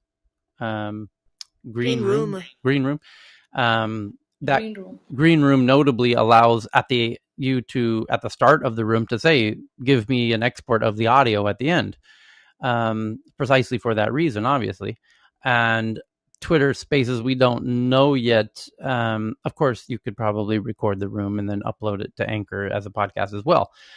That social audio rooms on all the platforms essentially can be used as podcasts, and they very likely will, many of them, and use Anchor to distribute after the fact. So we'll see how this all shakes out. It's all very interesting. I think this Apple's kind of going to get outgunned by Spotify yet again, in the same way that Spotify on the music front is kicking Apple's ass, in large part because Spotify's the Android users of the world, which is a huge population, aren't using Apple Podcasts, and they aren't using Apple Music because their Android phone doesn't have Apple Podcasts or Apple Music. So Spotify's really got the advantage in this, I think. So we'll see how this shakes out. The next big headline is from TechCrunch. It says a cybersecurity startup called Hunters builds tech known as Extended Threat Detection and Response, XDR, raises $30 million from Bessemer, and an investigation details, separate headline, investigation details forced entry, an iMessage, a zero-click attack used by NSO Group, the Israeli outfit who made Pegasus. It's now been revealed there's a new zero-click vulnerability, which is being called forced entry. A new attack by the NSO Group that circumvents iOS 14's defenses, which is internally called Blastdoor, likely used by the Bahraini government, which we talked about in this room 12 hours ago, because it was revealed about 12 hours ago that some Bahraini political activists, here it is, phones of 9 Bahraini activists found to have been hacked by NSO spyware. Researchers say bloggers and members of a secular left-wing political group among the victims. The mobile phones of 9 Bahraini activists, including 2 who were granted asylum protection, are now living in London, were attacked last year and earlier this year using NSO Group spyware, according to new findings from the University of Toronto. And then the question is, well, who hacked them? Well, that's kind of the hint is right there. They're Bahraini political activists. Who do you think would be attacking Bahraini political activists? Maybe Bahrain, maybe. Yeah, so now the headline today is a cybersecurity startup that builds the investigation details of forced entry and iMessage zero-click attack used by NSO Group that circumvents iOS 14's blast door, likely used by the Bahraini government. Summary and key findings: we identified 9 Bahraini activists, blah, blah, blah, blah, blah. So now we know there's multiple. The point of this headline, just to summarize it for our non-geek friends who might be listening, is NSO Group, who's clearly a very clever elite group of vulnerability exploiters, have found yet another zero-click entry into your iPhones through iMessage. And internally, they call it forced entry, and it defeats Apple's defenses called blast door in even iOS 14. The question is, what do we expect in iOS 15? That's naturally your next question. And the answer to that is iOS 15 is out in beta right now, and developers are using it. And long story short, NSO Group is able to work Pegasus, their main product, and forced entry, this new zero-click iMessage vulnerability, works in the new version of iOS 15 that you'll be downloading next week. So this, again, going back to Apple's big annual event next week, where they traditionally have 5,000 point font on the world's biggest LCD screen saying privacy, and they spend 10 minutes talking about and heralding how they are their unique offering to the smartphone market, and why you should choose Apple over Android is because of privacy, all caps, underline, italicized, bold, italics, privacy. And now we all know that's a whole bunch of bullshit. You don't got privacy. You're being hacked. I mean, granted, it's a bit more private than the alternative, but it's now publicly known that you've got multiple zero-click vulnerabilities in your platform, and you can't go around claiming privacy. Oh, and you're scanning my device now for photos. Whether or not I want to opt into that, I mean, on multiple different fronts, their whole privacy narrative is being challenged. So it'll be very interesting to see how Tim Cook and how Apple position themselves at their annual event coming up next week. It's not just increased because I don't think anybody can argue that Android is a a bit more of a clusterfuck environment where you take your life in your own hands. Is the fact that it was thoughtless privacy and thoughtless security, as in if you got an Apple product, and I know this has not always been the case, but this is the narrative that's pushed, like you were saying, Tyler, that if you got an Apple product, it was thoughtless privacy. You never had to think about how private it was because it was absolute privacy. And you never had to think about the security as in viruses and hacks because it was absolute. And you never had to think about the security of the apps you were downloading because they were vetted on the store, and that was why they take such a large cut. And it was absolute 100% certain that that the apps were going to work, that they would be curated, that they would perform well, and that they would be secure. So it's this concept of perfect, thoughtless, where the user doesn't have to worry about these things. It just works, TM, and that is being lost. Like it's being, as you were saying, it's being chipped away, month on month as we have these different headlines come out, and I don't know if they can get that back, because people are learning now that the whole thing was a facade. So next headline is from CNN and many others that Brian Chesky, who's the founder, co-founder, CEO of Airbnb, will provide free housing for 20,000 Afghan refugees without specifying for how long.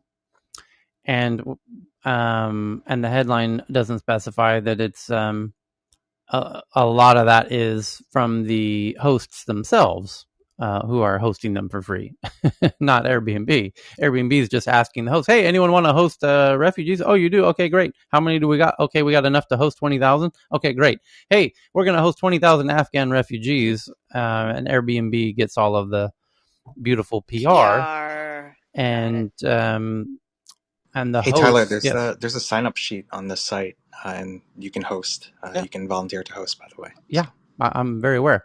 My point is that it's the hosts who are the generous folks here, and it's Airbnb who's disproportionately getting a lot of the PR value out of this, as looking like these and what they did was say, hey, we made a sign up page. We made a sign up page. Do you want to host refugees? Oh, you do? Okay, great. Okay, we have enough hosts to host 20,000 Afghan refugees. Give us that sweet, juicy.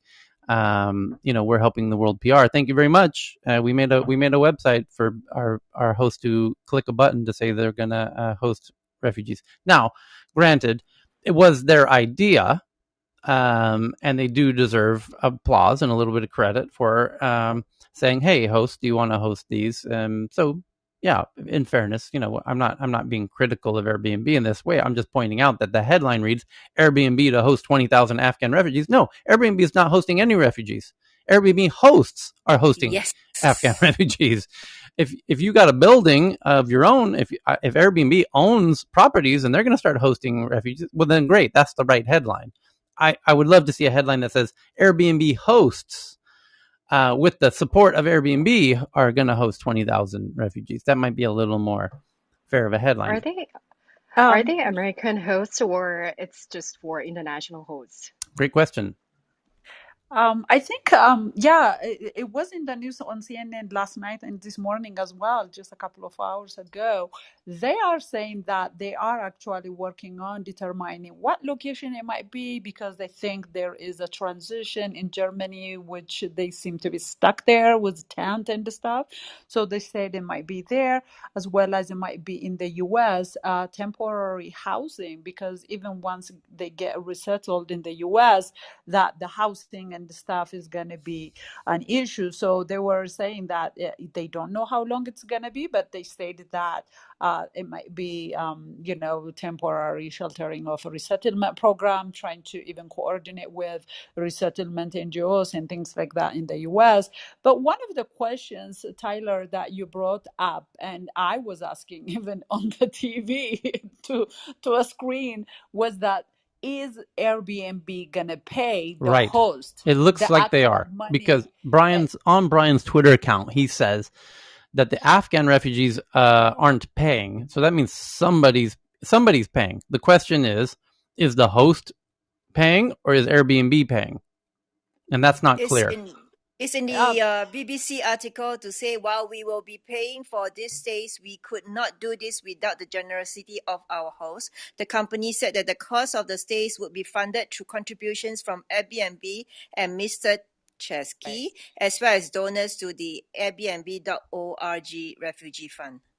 Okay. Looks yeah, like the company exactly. is paying, That's exactly what the reporter on CNN was saying, that she actually talked to some people there, and that even though they cannot say exactly how much money and how long, because some of them, if they are getting into their destination, they have no idea how long it's going to be. It could be a year that, until they get the work and status and this and that.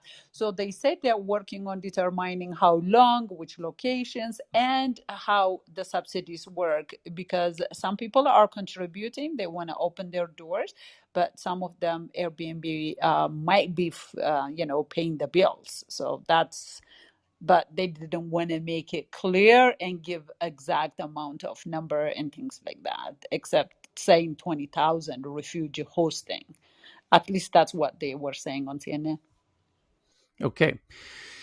The next one is from The Verge. It's a review of Samsung's new Galaxy Z Fold 3. They're foldable, water-resistant phone with an improved screen feel and multitasking, but terrible under-screen camera, expensive and heavy. And then the next one, also from The Verge, is about GroovyBot, which lets Discord users play music from YouTube videos and other services, is shutting down August 30th after YouTube sent a cease and desist notice. And the next one is from Bloomberg about Shield AI, which develops AIs and self-driving tech for military and commercial aircraft, raises $210 million as part of a Series D at a valuation of about $1.25 billion. Brian Sang, a former Navy SEAL who served in Afghanistan and other overseas deployments, developed the idea for his startup Shield AI. Let's see here. Self-driving tech for military and commercial aircraft. It's drones. He's making drones. Military drones. And let me tweet this out so you can see a photo of their rather beautiful military drones that are drones.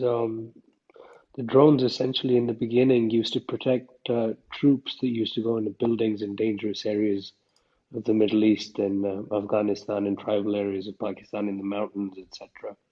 That's how they started, and I think now they're much more advanced than that. He developed the idea for the startup Shield AI to solve a problem specific to what he and his colleagues saw in the field. One of the most dangerous tasks for American ground troops in the Middle East was entering buildings that might contain armed fighters. So Shield, founded in 2015, built fleets of small autonomous drones that would go in first and send photos and maps to soldiers waiting nearby.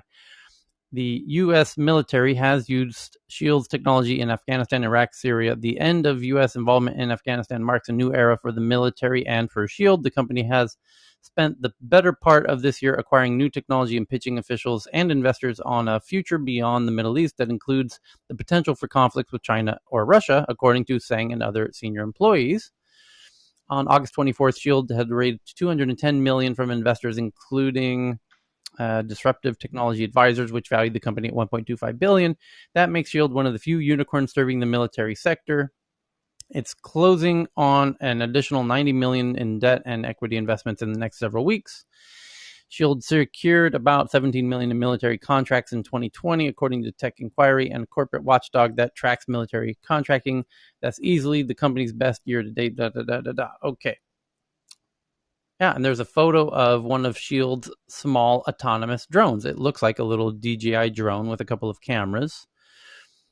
And Shield executives spent the end of August at their San Diego headquarters holding the first extended face-to-face meetings with leaders of two companies acquired this summer. And I tweeted that one out so you can see that from the Tech News Twitter account. Where they're wrong is about the I think there's one line in there that makes it look like there's very few startups that get funded by the government, and then there's very few startups that come out of situations like this. In fact, there's an enormous number of startups that come out of situations like this and get funded by government agencies, particularly by individuals that have worked in agencies or in militaries and have seen these issues out there. I think that's a fact. I'm not sure if you agree with me or not. An interesting quote at the end of the article says, AI is the next arms race, according to one of the people they interviewed here, saying, we were paddling ahead of the wave so we could jump on our surfboard and get on. He says, the wave is coming. AI and drones, militarized use of AIs and drones is coming. Okay, I think we knew that. But the next big article at the moment is a company called No Red Inc., which aims to improve students' writing through a curriculum that pairs adaptive learning with Mad Lib style prompts, raises $50 million.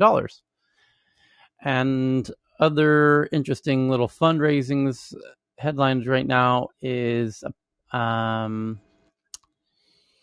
Walmart announces Go Local, a logistics service for third-party U.S. merchants with a variety of delivery types, including same-day deliveries, powered by Walmart for mom and pops all over the place who want to be able to sell and have stuff delivered same day. And as you've heard me rant rather endlessly in the past few weeks, whoever owns the delivery owns the customer, and whoever owns the customer owns the business. So Walmart offering to this platform so that mom and pop shops can piggyback on top of Walmart's incredible, huge investment into deliveries. Because you can, just like Amazon, you can go to walmart.com and buy pretty much anything. And they deliver it just like Amazon does. And Amazon themselves deliver it. They used to use UPS and FedEx, but they knew they wanted to do their own deliveries. And so does Walmart. And that's why Walmart and Amazon went to great lengths and great costs to do their own deliveries. Because if you do the delivery, you ultimately control the relationship with the customer.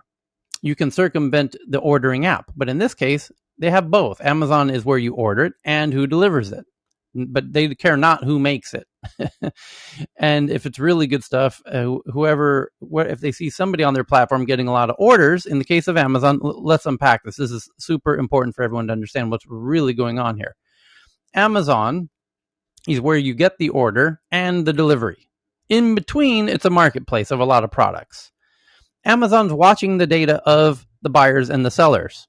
If a seller starts doing really well, we've all seen Amazon steps in and says, oh, that seller's doing really well. We can replicate that product, sell it for less, and hide that seller who was previously selling really well and put us in their place and start selling that product instead of them. So that this is very well known that this is happening. Amazon's competing with their own sellers on their platform, right? Easy peasy, common sense. So now you have Walmart. Walmart is receiving the orders, also doing the delivery. They're willing to add you as a small mom and pop into their platform. And they might even let you, it's not clear yet, if you are receiving orders in some other app, you as a mom and pop, as a fishing store, a cake store, a shoe shop, can say, we have a website, and now we can build a website knowing that we can offer delivery through Walmart. Now, be careful, because Walmart is a data company, just like Amazon. And that's why they get so big. It's the ones who know how to manage data are the ones who win. So Walmart could, italicize that last word, could disrupt mom and pops. Oh, by the way, Walmart, for the entire history in America, for those who aren't Americans, all the Americans know all too well, Walmart has, more than any company in the history of America, decimated small mom and pop companies across America. Utterly gutted, utterly obliterated, decimated, scorched earthed small mom and pop businesses around America. Nobody has done that.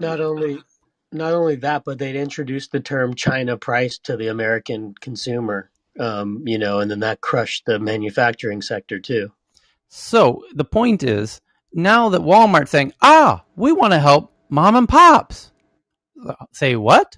This is like Satan himself saying, we're opening a nursery. Would you like to bring your children to Hell on Earth Nursery? Please, step right in. It's incredibly, we're just here to help. And you as a mom and pop now can use our delivery platform, and we will deliver the goods to your customers. And we might be watching that data very carefully. And if you're one of the lucky mom and pops that we didn't destroy over the past 40 years, you can now ride on top of our delivery system. We will do the delivery and steal your customer and then kill you as well. That's my little conspiracy theory here. Feel free to come up with your own counter perspective. But are we to believe that Walmart now is going to shift a 40-year trend of decimating mom and pop shops and start enabling them through their delivery systems, which we know these delivery systems can hold the balance of power of, taking over the relationship, owning the customer, and then owning the business? Do we not think? I don't even think they're thinking that far ahead. I think this is just a recognition that they've been completely outmaneuvered, and they're so desperate to become relevant again that they're basically trying to copy paste the model that Amazon and others, right? Alibaba in China. Yep. But the reality is that you've got to have a critical mass of customers, and they never managed to get that online critical mass, and they're desperate for anything to be able to reach that critical mass. I agree with you. I am curious whether they will have the data of what is being sold, or they are just, purely doing the delivery. Because if they are aware of, if they have the data of what is being sold, they can do exactly what Amazon is doing to actually do a Walmart run to actually take over the business. So, the no frills brand, I'm trying to say, right? Yeah. Okay, so a look at Belarusian cyber partisans, a hacking group that has released a huge data trove, including from the government and police, to undermine Lukashenko in Belarus. So now you've got the hacking community in Minsk undermining Lukashenko, who most Belarusians would love to see kind of step out. They host massive protests very regularly in Belarus to get Lukashenko out, and he's really cracked down quite hard. And now Bloomberg is doing a look at the Belarusian cyber hacking group that has released a huge data trove, including from the government and the police, to undermine Lukashenko. The question: they also obtained mortality statistics indicating that thousands more people in Belarus died from COVID-19 than the government has publicly acknowledged. Video footage from police drones and detention centers, and they've hacked and sabotaged 240 surveillance cameras in Belarus. Data obtained by the hackers could be a major significance in the long term, according to experts, bolstering international efforts to sanction Lukashenko and his subordinates, as the trove provides evidence of officials ordering beatings of citizens during last year's protests. And a couple more tweets here. It's a fascinating development. The hackers are collaborating with former Belarusian police officers who defected from the country last year, citing election fraud and violence against protesters. And that's the big claim, is that it was an illegitimate election, that he did a dirty election to keep himself in power. The cyber partisans, as they're called, are pretty bold. They hacked Belarus's interior ministry by having someone in Belarus physically enter a government facility and break into a computer network there, leaving a backdoor that was further exploited by a team operating remotely. And according to the article, they were preparing to shut down the government computers with malicious software named XApp, wondering what they're referring to. So now the hackers say in an interview they're preparing to shut down the Belarus government computers with this malicious software called XApp, and are planning for a period that they say will combine computer sabotage with physical uprising on the streets. That's interesting. Hackers and activists / protesters actually shutting down the government's computer systems. That's one way to do it. Well, World War III has been a cyber warfare from the beginning, right? And you can see where Russia did this in Ukraine. Some very, very interesting stories. It's been going on for some time. What's interesting is that the government, state actors are not the only actors in the new world war, right? And the fact is that as long as you're organized, you can get a group that's formed around a particular objective, and I think this is just the beginning. Yeah. Baidu says, Baidu is the Google of China. Baidu says AI voice assistants, their version of Google Assistant called Xiaodu, has raised a Series B round at a $5 billion valuation. And an automotive cybersecurity startup called Upstream raised $62 million, led by an insurance company, a Japanese insurance company called Mitsui Sumitomo Insurance, which is Mitsui's one of the biggest banks.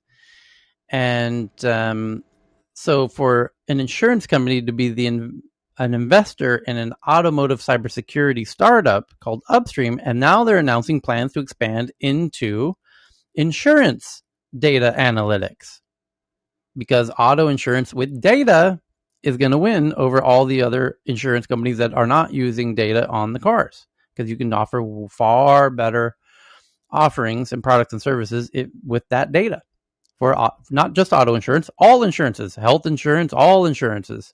Whoever has the smart analytics and data will win the insurance. And the insurance is trillions and trillions of dollars. Here it comes.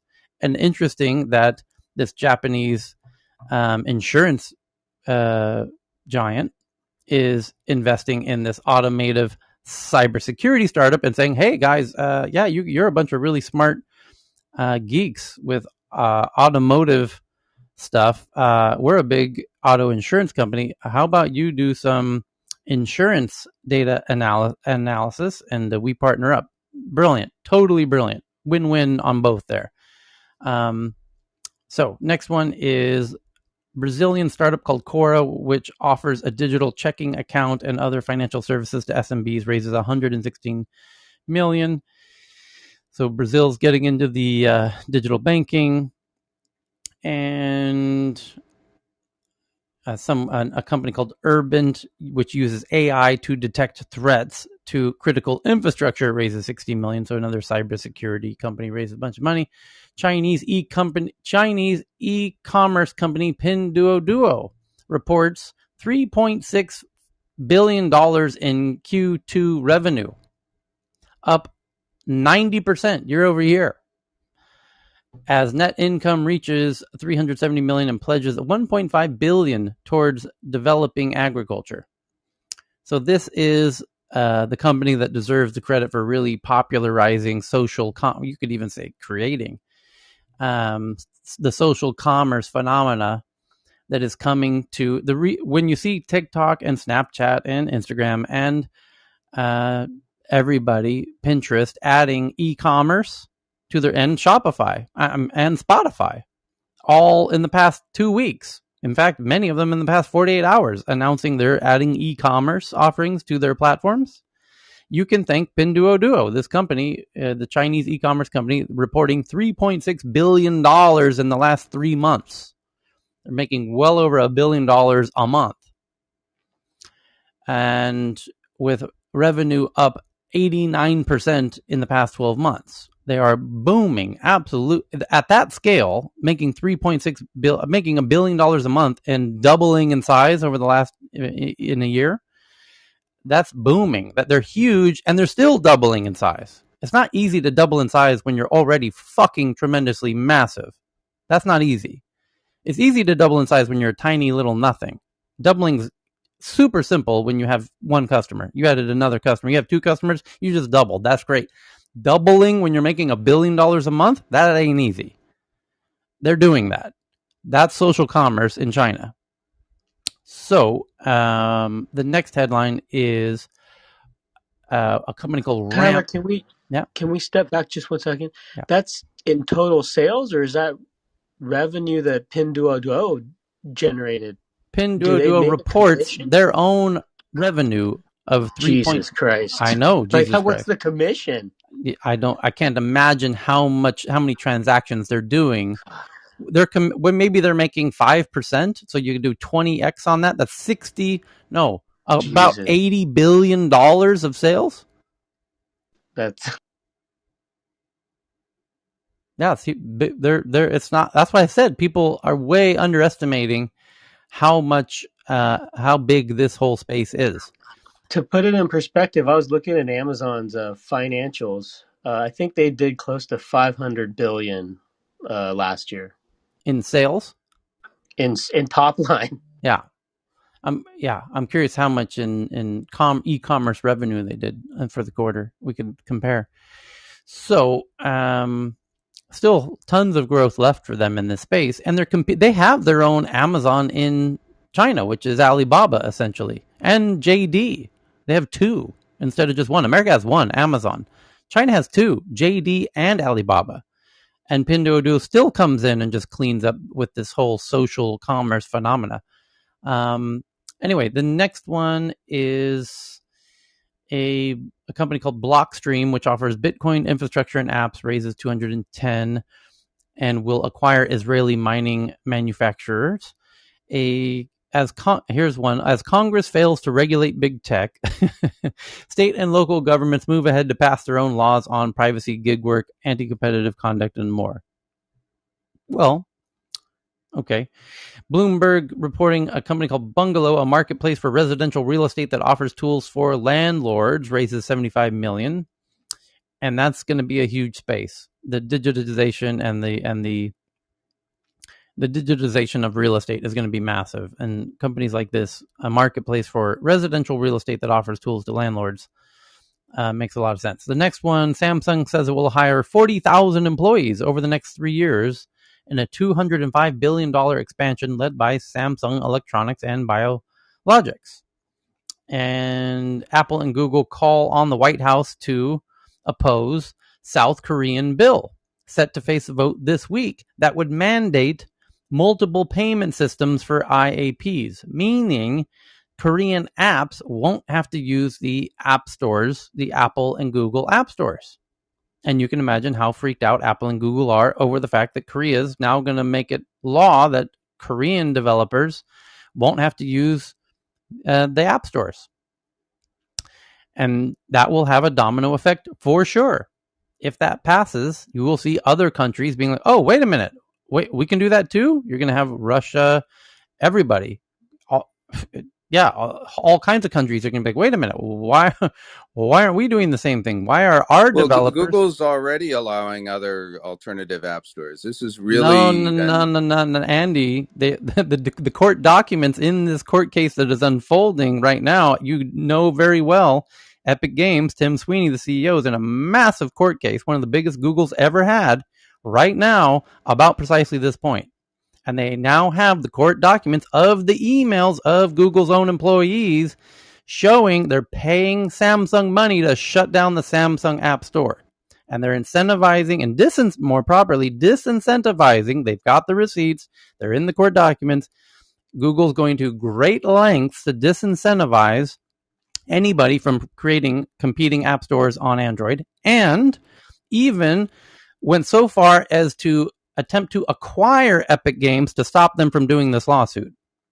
So shit is about to go down on Google. They're going to lose this lawsuit because they are violently using incredible monopolistic power to stop competing app stores on Android.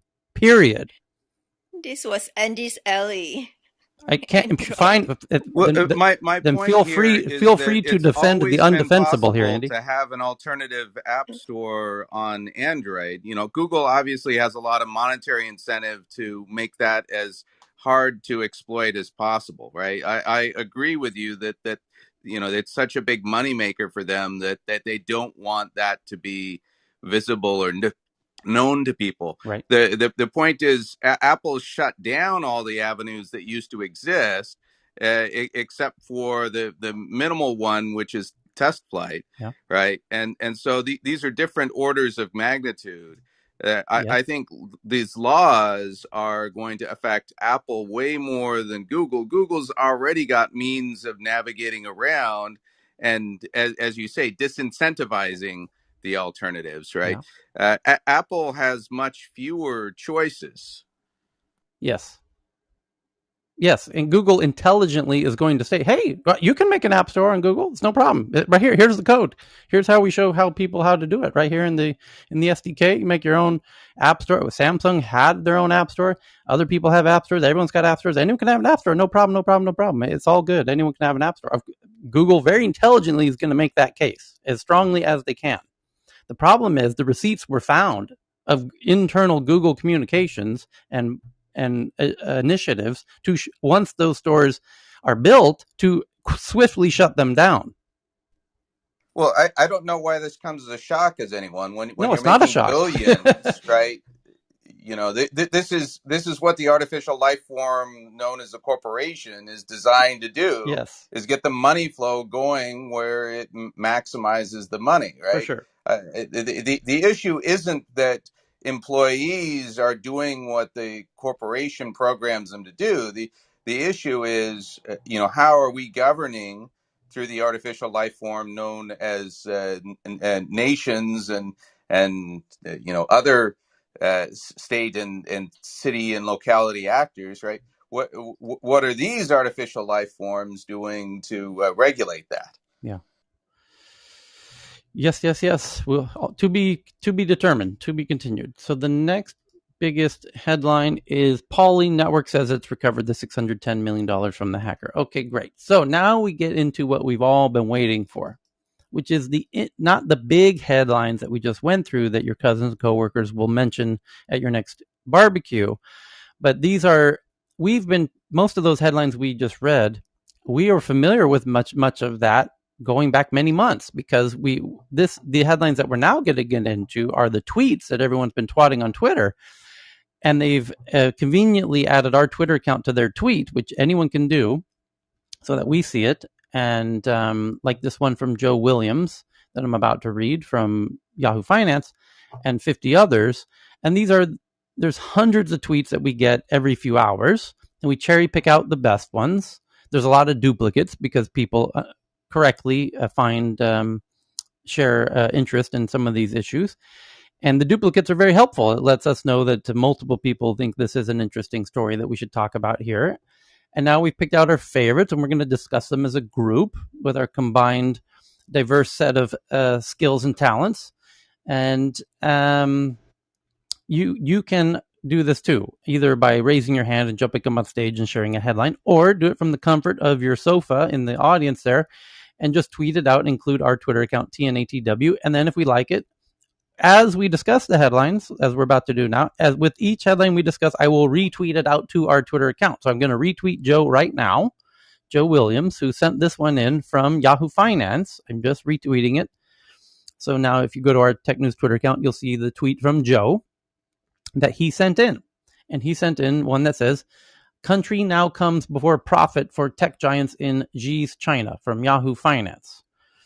And he included TNATW as part of his tweet. That's how we know that's how we saw it. We got notified, and now we retweeted it to you, to our ever-growing, I think we're up to 5,000 Twitter followers on the Tech News Twitter account.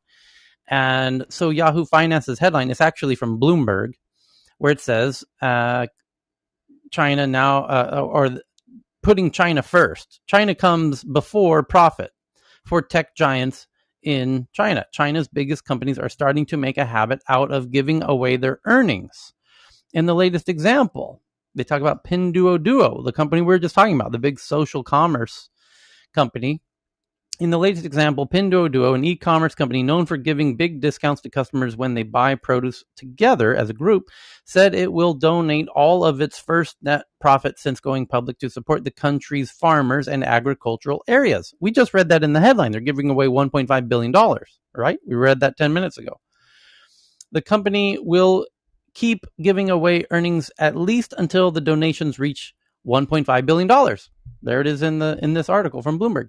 And here's the quote: "Improving agriculture has been at the front and center of our business from the very beginning. Agriculture teaches the daily lives of everyone and has a relatively low digitization rate," Chief Executive Officer Chen Lai told analysts on a post-results call, literally hours ago. "We want to bring even more farmers on board and work with them to improve their lives and livelihood." Pinduoduo's announcement comes after a series of similar contributions from the country's biggest companies and wealthiest people. Tencent, China's most valuable company, said last week it will double the amount of money it's allocating for social responsibility programs to about $15 billion. Pinduoduo's co-founder Colin Huang had earlier pledged to personally bankroll research into sciences. President Xi Jinping has increasingly emphasized the idea of quote-unquote common prosperity as the Communist Party tries to address the country's wealth gap. Regulators are forcing most private education companies to convert into nonprofits, while they've pushed other tech players to boost pay for low-skilled workers at expense of earnings. Pinduoduo's decision squarely targets one of Xi's top priorities, alleviating rural poverty. In the U.S., companies used to make charitable contributions out of corporate profits, but the practice declined after criticism that CEOs were using shareholder money for their own glory. Investors had no such qualms about Pinduoduo's pledge. Shares rose 22% in U.S. trading after the company unveiled the news of the surprise profit for the quarter. The move shows the company's willingness to take social responsibility and explore new opportunities in a blue ocean.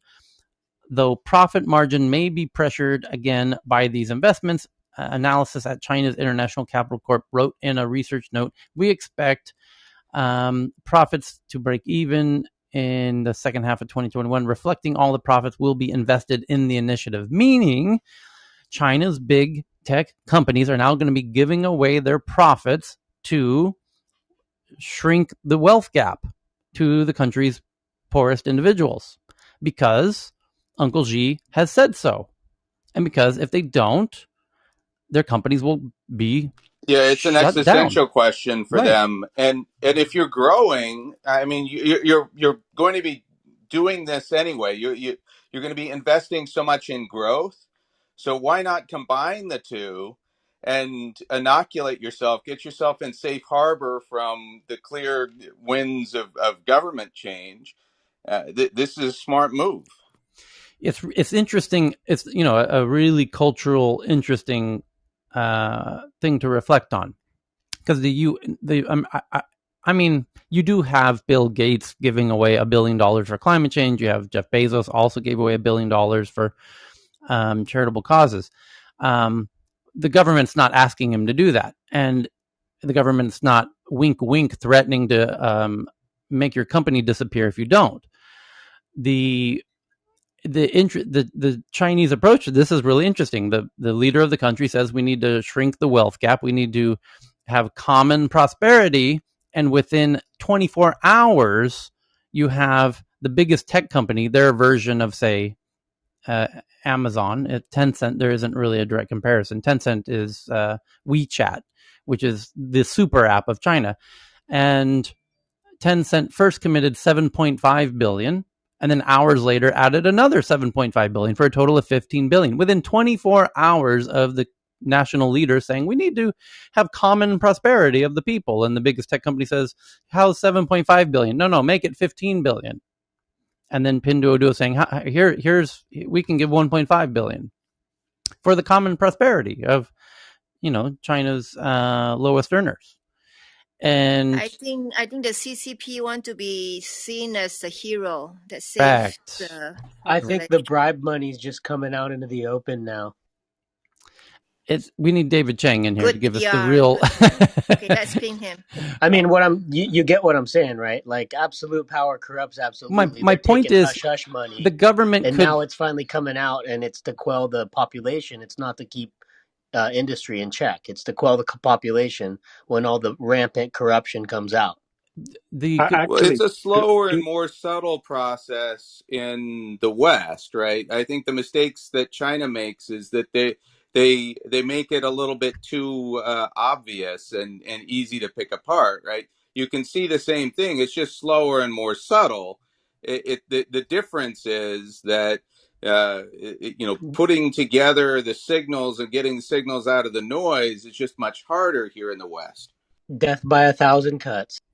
Well, we're also here. The bigger issue is the American tech companies are avoiding taxes in a way that the American citizens are aware of and a bit upset about, I would say. And there's starting to be a whole lot of narrative about, the 1% and the haves and the have-nots, and the tech companies aren't paying their fair share of taxes, and the education and the healthcare is falling apart, and the rich are getting richer and the poor are getting poorer. And, and much of that narrative is likely being spread on social media. And but no one asks why. And I don't have the right number, but Pelosi's worth an obscene amount of money working on a public servant salary.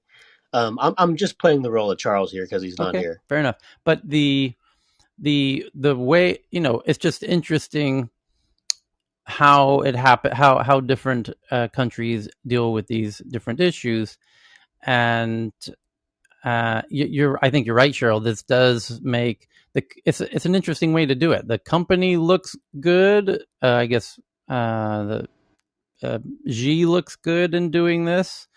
It makes the party look good, the system look good, or the country look good, or whatever. It's a really interesting way that couldn't really be replicated in the U.S. It's just a wild way about going about it, and it looks them look charitable when we in reality they don't really have a choice, perhaps.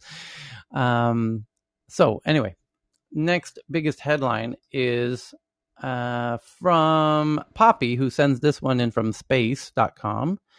The headline reads, NASA awards $500,000, $500,000 to develop moon mining tech. Use of lunar resources such as water, ice is key to establishing a sustainable human presence on the moon, NASA says. And SpaceX just won a large contract. What was it? $2 billion to build a lunar base. Did they not? Which Jeff Bezos got very upset about, and even tried to stop it, and even paid to have a reevaluation. And then it was now been reported that many of the core people on the Jeff Bezos Blue Orbit team have left to go join the SpaceX team. Specifically, the team members who would be working on the lunar base for Blue Origin, which they didn't win the contract, so they don't. They just moved over to whoever won the contract because they want to build the lunar base, because that's what they want to do. They're going to go to whichever company got the contract to do it. So very unfortunate for our friend Jeff. So the next one is also from Poppy, also about SpaceX, also from space.com. Elon Musk's SpaceX may launch a tiny Canadian satellite that will live stream ads from space, is the headline.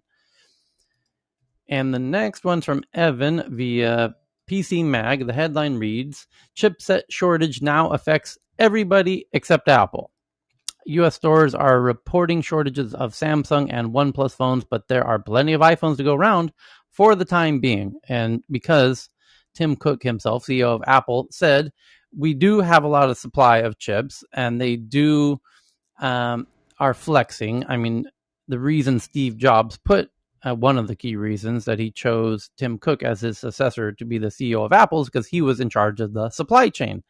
And one of the strengths of Apple is their command of the supply chains throughout the world. And they simplify the supply chain too, which is such a huge impact, right? Like one chip for all of the, most of their new Macs, one chip for their iPad. They're probably going to migrate to the same chip for the iPhone once the foundries catch up. Yeah, but it goes beyond simplification, right? Because Apple generally sets the precedence for on the hardware level of the screens, the batteries, and all how the phones themselves are architected each year. Everyone's copying Apple on the hardware traditionally. That's starting to change. But my point is that, for example, Apple, when they developed the first iPhone, originally went to Intel for the chips. And Intel said, here's our price to make that, and here's what we can do in terms of nanometers on the chips. And Apple said, that's not good enough. And they went to TSMC in Taiwan and said, hey, can you make this? And Taiwan said, absolutely, we can make that. And this is a big part of the reason why TSMC is now one of the biggest chip companies in the world. And Samsung had it first, though. Samsung was doing the A7 or whatever when TSMC picked it up. So it was Samsung's game to lose on that particular processor. So the fact that TSMC owes a lot of its economic success to Apple specifically. Oh, absolutely, yeah. Explain. The Koreans have never been as good at supply chain as Apple has. I was working for LG for many years and could see what ultimately led to their exit of the business. You remember when Samsung phones were exploding and they had big contracts with airlines. It was so crazy.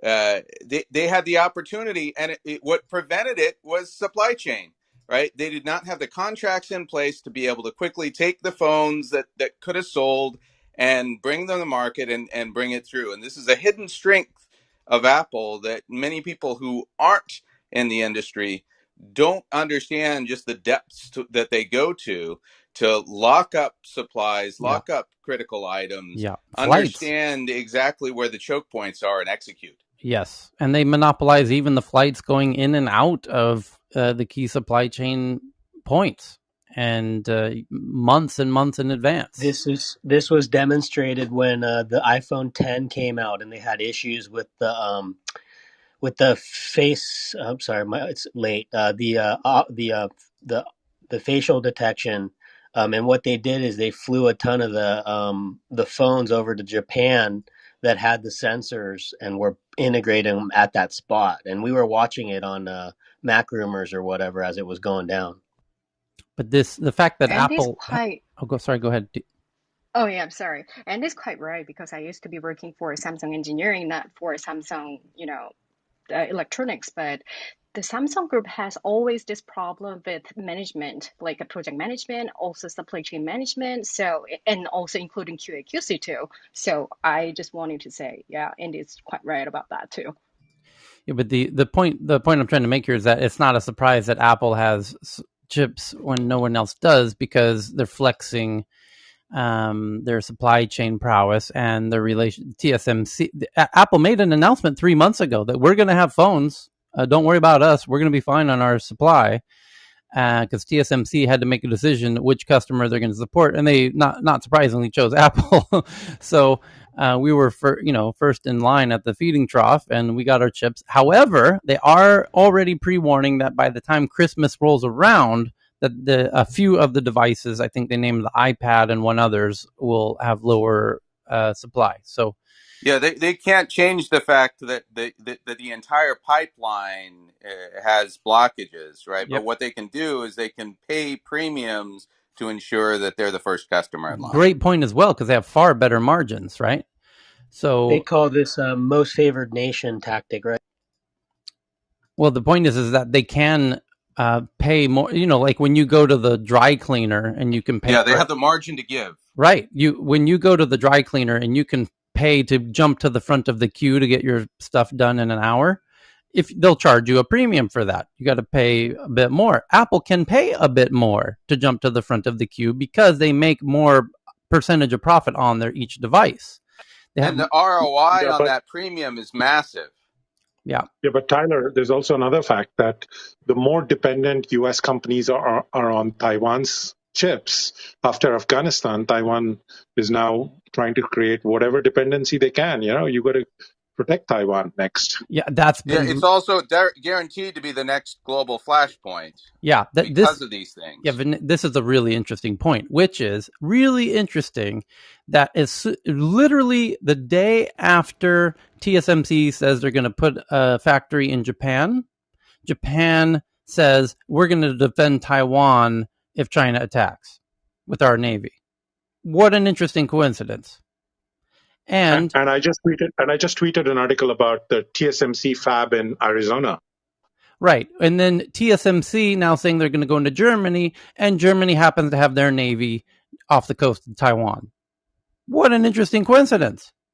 So TSMC... you can be guaranteed that the diplomacy behind this has been going on for many, many months. Well, check this out, because Taiwan would love countries to recognize them as an official country and welcome them into the UN system and whatever.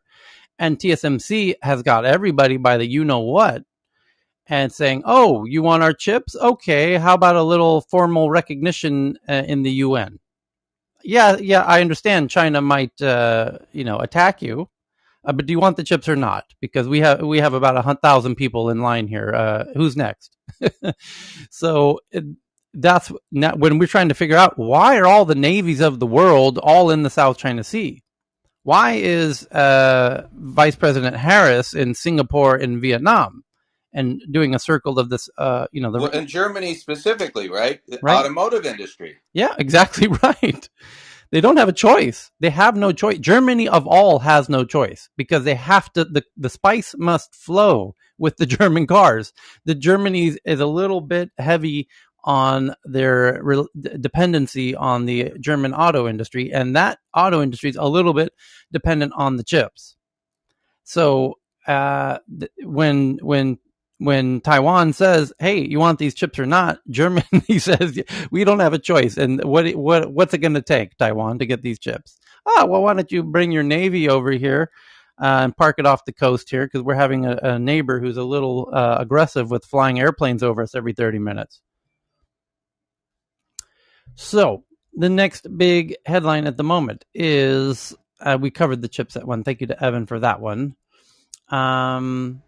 Althena AI raises $16 million in a private token sale for intelligent NFTs for the metaverse. This is getting crazy now. This is too many mega threads in one headline. NFTs, that's a huge space. AIs, that's a huge space. And the metaverse. Those are the three big, massive. Where's my tech news bingo card? Yeah, exactly right. We have bingo, everybody. AI, NFT, and the metaverse all in one headline. Althena AI raises $16 million in a token sale, that's crypto, for intelligent NFTs for the metaverse. Bingo! We all win bingo, everybody. We can all go home. We need Subway too. The only thing we're missing is autonomous vehicles in that headline. The Alethea AI creator of the intelligent NFTs, or iNFTs, has raised $16 million to a group of game and crypto investors. The company's creating what it considers to be the underlying AI infrastructure for NFTs, or intelligent non-fungible tokens, on a path to the metaverse. This is starting to sound like a joke article, by the way. On the path to the metaverse, the universe of virtual worlds that are all interconnected, like the novels such as Snow Crash and Ready Player One. Alethea is building scalable AI infrastructures for NFTs, enabling NFTs to be animated, interactive, and intelligent through OpenAI's Foundation's GPT-3 technology, which is a learning AI that shapes natural language responses to queries. Alethea AI sold tokens to lead purchasers, MetaPurse and Crypto.com Capital. Other strategic partners in the token sale included Multicoin, Alameda, Mark Cuban, Bitcraft, Draper Labs, Galaxy Interactive, and and way more. The sale also attracted strategic operators like Who Cares, and there is a Cambrian explosion in innovation and creativity happening in the NFT space, with avatar communities launching at a scale and speed we've never thought possible, says RF Khan, CEO of Alethea AI, in an email with GamesBeat. Whether it is penguins or bored apes, new intellectual property is being created from the bottom up without the involvement of major corporate studios or large budgets. Creators and communities will soon demand to do more with their NFTs, creating meaningfully rich, free-flowing, and interactive consumer experiences built on crypto-native stack, and will be making that possible through Alethea AI protocol. So, the idea is, in the metaverse, you will have an avatar, right? You can walk around looking like something that looks like yourself. And in fact, we see this last week with Facebook's new workspaces, where you go into this workspace and it looks like you. And Mark Zuckerberg was there, and you could tell it was Mark because it kind of looked like Mark Zuckerberg, like a cartoonish version of Mark Zuckerberg. And they'll make a cartoonish representation of you, which is called an avatar, in this VR experience called the metaverse. And the idea is you will move between Facebook's workspace and other apps and other video games. And will your avatar change between these apps, or will it stay consistent? Will your avatar stay consistent between these different apps in the metaverse? Now, what about when you engage with, what if there is an AI avatar, like there is, our friend Jean-Francois was in a headline himself yesterday for precisely this, that his AI bot called Leah has an app, and people talk to Leah, and it's an AI person, and Leah could come into Clubhouse and start talking here. So Leah also now has an avatar. She has a figure, a look, and that AI avatar could be, we could print these on NFTs, just like people are printing stoner cats and CryptoPunks and wacky whales and silly walruses or whatever on NFTs, making a series of these characters and avatars on NFTs. You could make a series of AI avatars and AI beings on NFTs, and you could buy them. Well, isn't the issue that this gives you some kind of proof of possession, right? So that Right. people know that it's you Right. because you have the NFT. Right. But now you could own an AI, a virtual person who's based on an AI, based on GPT-3 in the metaverse. So you could create an account for your bot, your AI bot, who has a certain look, and they're being released as a series of 500 of them on NFTs, and you could essentially buy that AI bot that'll then appear in the metaverse on your behalf or separate from you personally. Ame? Just agreeing with you, Professor It's just wild. They're combining AI with virtual figures, we read the headline in this room yesterday with John Francois that he did a partnership for his AI bot with the visual team who builds these visual avatars for bots, and then you put them in the metaverse. That makes sense. We can imagine that already. We can imagine bots in Clubhouse and in the metaverse. Okay. But then the idea of selling them on a blockchain through NFTs, that's where you combine combining all three of these things in one headline. Tyler, there was something that was said in one of the groups on NFTs that was very interesting, which is that once people start being able to make themselves an identity in the metaverse, at that point it's going to be very interesting to people, right? Like there was a Gucci bag sold for $100,000 in the metaverse, and in real life, Gucci bags are like what, $1,200 or something. And I find it very interesting because I asked the question because I thought that was a bit ridiculous, but when the answer came across, I was like, oh, that makes sense. And the answer that came across was like, look, at the end of the day, when someone's able to carry a bag in the metaverse that they like, that's like kind of symbolizes who their identity is inside the metaverse, it carries clout, right? It carries provenance. And at that point, someone's going to now style their avatar inside like crypto voxels or metaverse decentralanders. They're going to start putting jackets, accessories, clothing, and then now that's going to make that person have a persona inside the metaverse. And that's what people are now really kind of clicking into from the context of those that are creators and artists and more right side brain, that they're more into that interesting space of fashion, wearing hoodies, wearing designer goods, stuff like that. It's signaling. Yeah, and this is how the fashion industry came to be with Fashion on 7th back in the late 90s. You know, it's all about provenance and like who has it first.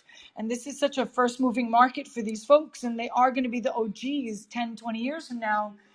And I would be curious to see how that Gucci bag will increase in value.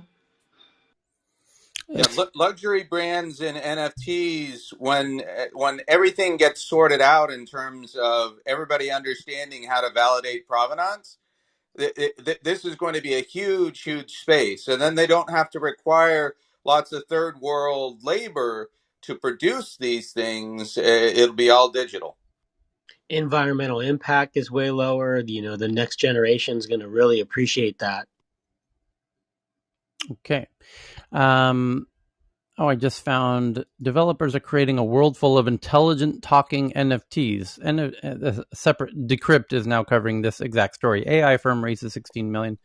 NFTs. Tyler, there's a very good Facebook one today. I'm not sure if you got that one. Maybe not. The Facebook's looking into putting similar sorts of intelligent NFTs into their metaverse. Yeah. And linking it up to their digital wallet. But if you haven't got it, it'll probably come up later because I tweeted it out. With their own NFTs with their own personalities will be able to interact with each other in a parallel computerized AI powered world. Well, this is interesting because if you build a metaverse app and it's an experience, it's a space, right? / experience, and you go into that experience / space and you're the only one there, it's not going to be a pleasant experience. The developer of that space could pre-fill it with intelligent bots that you wouldn't necessarily know are bots because they're getting. Well, wait a second. You mean that you've interacted with a bot that has non-zero obvious levels of creativity and critical thinking? No, because I've not seen somebody make a GPT-3 bot yet that I'm aware of that could pass the Turing test. But hey, Tyler, yes, have you met Akasha? no.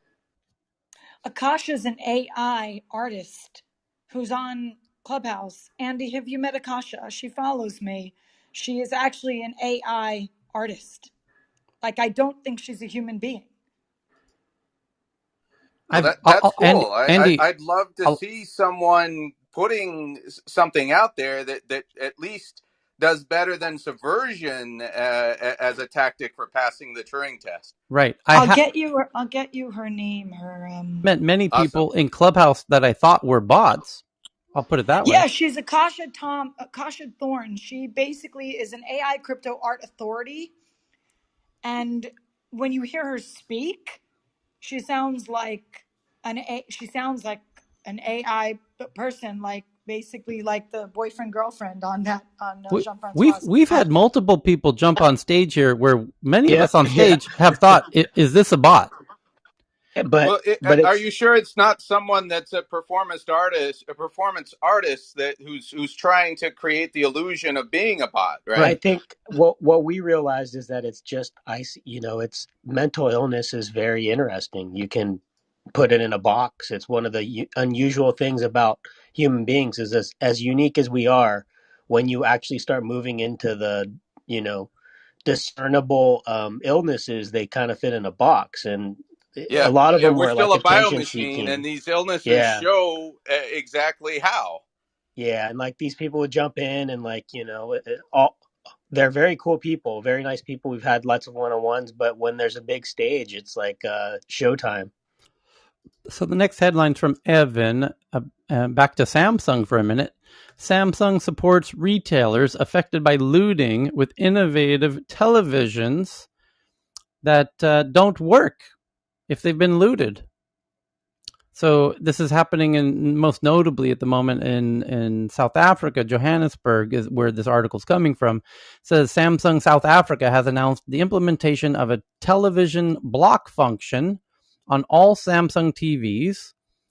The blocking system is intended to be implemented in respect to the televisions that have been obtained by users through unlawful means and in some cases stolen from Samsung warehouses.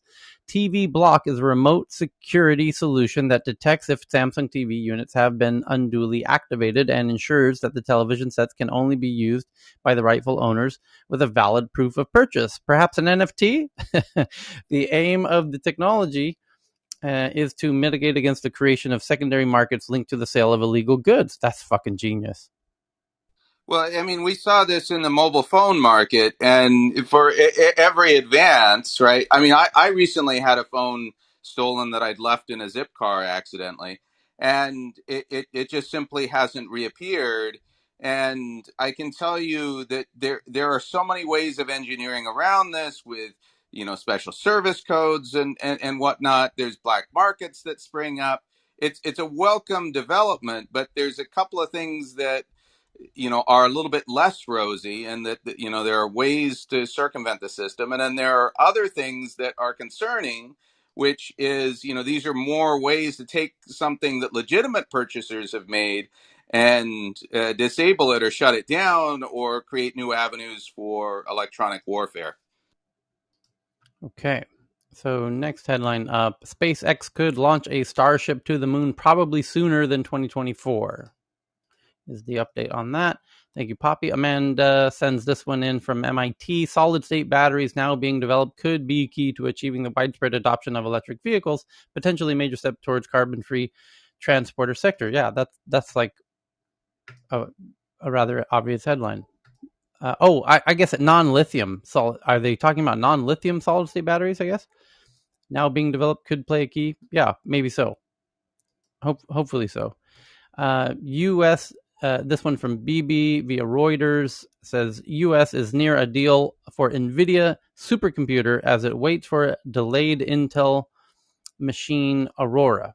The U.S. Department of Energy is nearing a deal to purchase a supercomputer made with chips from NVIDIA and AMD. The next one, also from BB via The Verge, says Waymo, which is Google's self-driving car company, starts offering autonomous rides in San Francisco.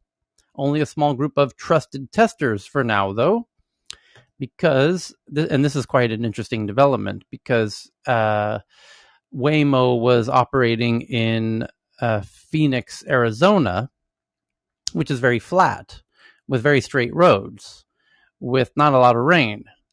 And very wide roads and very predictable turns, and it's very convenient for an autonomous vehicle as a city geographically, and not, in many ways kind of optimal for autonomous, which is why they chose such a peculiar place as the first place to do their autonomous taxi service. Now they're going into San Francisco. That's a whole extra level of complexity for an autonomous vehicle, but they're doing it. They're now live on the roads in San Francisco, which is a mildly chaotic major city. Definitely not flat, anything but flat. So, and the roads aren't all that straight. There's quite a bit of turning. They're, for the most part, they're straight if you look at a grid of San Francisco.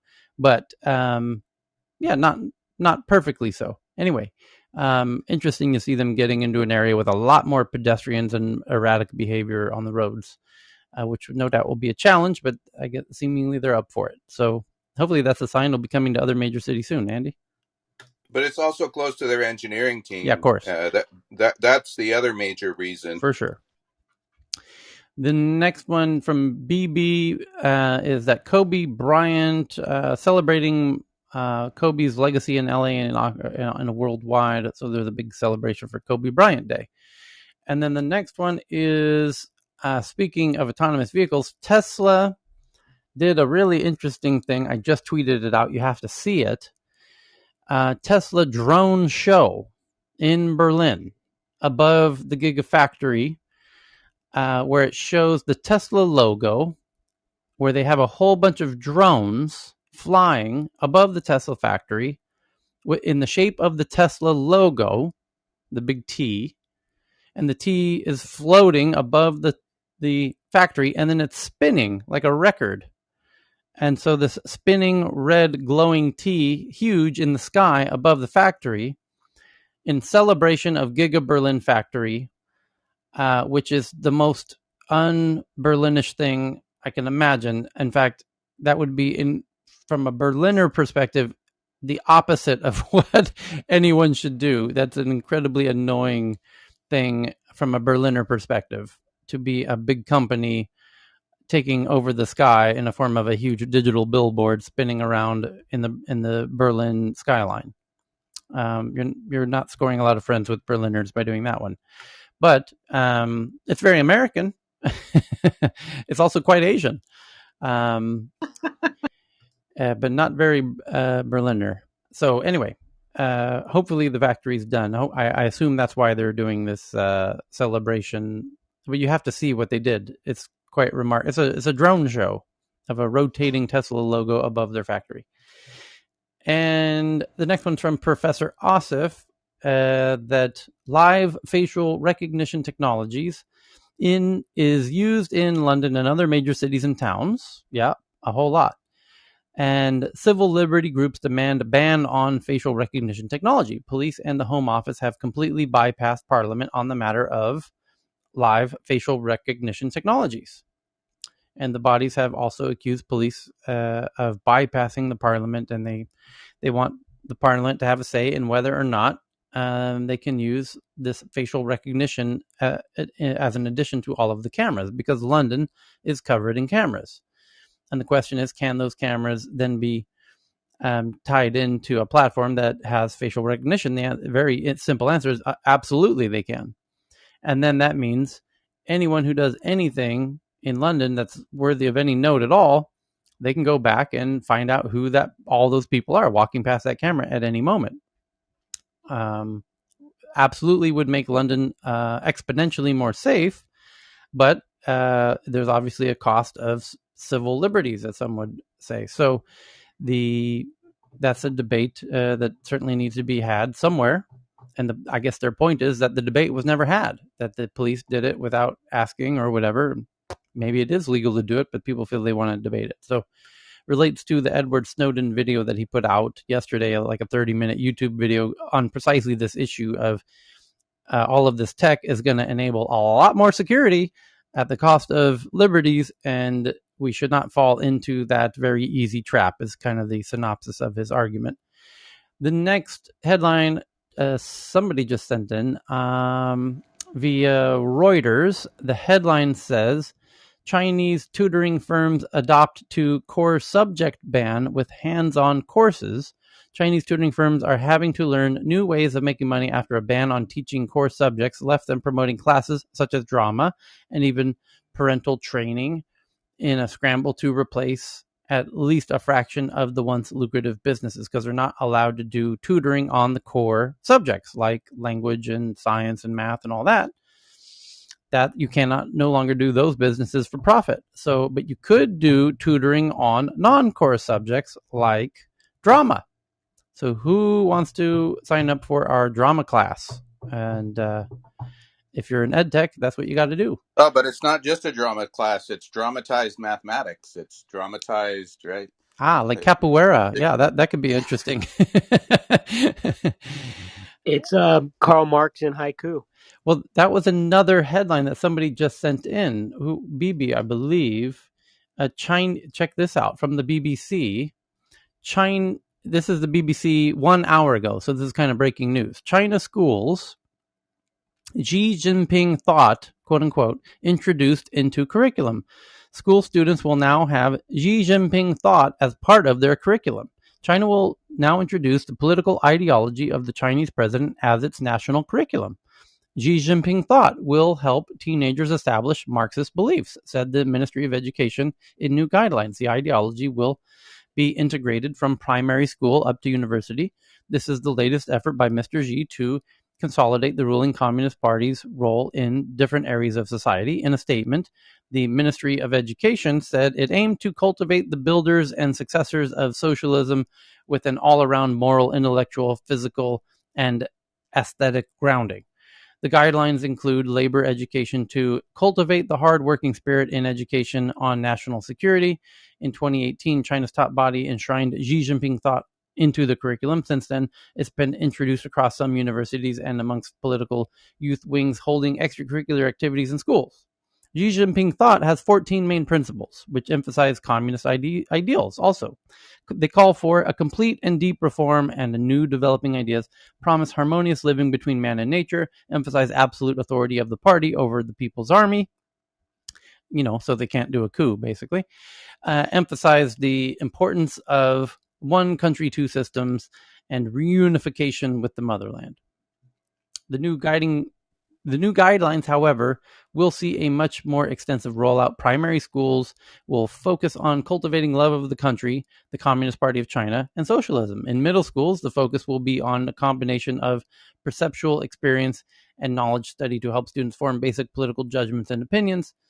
And in college, there will be more emphasis on the establishment of theoretical thinking. The ministry is also working on including themes such as party leadership and national defense education into the curriculum, according to an education ministry official. Previous Chinese leaders have come up with their own political ideologies, which have been incorporated into the party's constitution or thinking, but none besides party founder Chairman Mao have had their ideology described as thought, as Mr. Xi is now doing, which is at the top of the hierarchy, and only Mao and Deng Xiaoping have had their names attached to their ideologies. Okay. BBC finally caught up. Did they mention that no more English exams in school? Oh, that's right. No more English emphasis for Chinese individuals. So the next one is from Jason, that earbuds that can read your mind, retrofitting wireless earbuds to detect neural signals and relaying the data back to a smartphone via Bluetooth. Researchers say the new ear EEG system could have multiple applications, including health monitoring. From keypads to touchscreens to voice commands, step by step, the interface between users and their smartphones has become more personalized, more seamless. Now the ultimate personalized interface is approaching, issuing smartphone commands with your brainwaves. It can read your fucking mind. Hey Siri. Hey Siri. My Siri's going off right now. Yeah, sorry about that. It's great. I love it. Alexa. Communication between brain activity and computers, known as brain-computer interfaces, have been used in clinical trials to monitor epilepsy and other brain disorders. BCI has also shown promise as a technology to enable a user to move a prosthesis simply by neural commands. Tapping into the basic BCI concept would make smartphones smarter than ever. Research has zeroed in on retrofitting wireless earbuds to detect neural signals. The data would then be transmitted to a smartphone via Bluetooth. Software in the smartphone and would translate different brainwave patterns into commands. The emerging technology is called ear EEG. Ricky Mueller, assistant professor of electronic engineering and computer science, has refined the physical comfort of EEG earbuds and has demonstrated their ability to detect and record brain activity with support from the Baker Fellowship Program. She is building out several applications to establish ear EEG as a new platform technology to support consumer and health monitoring apps.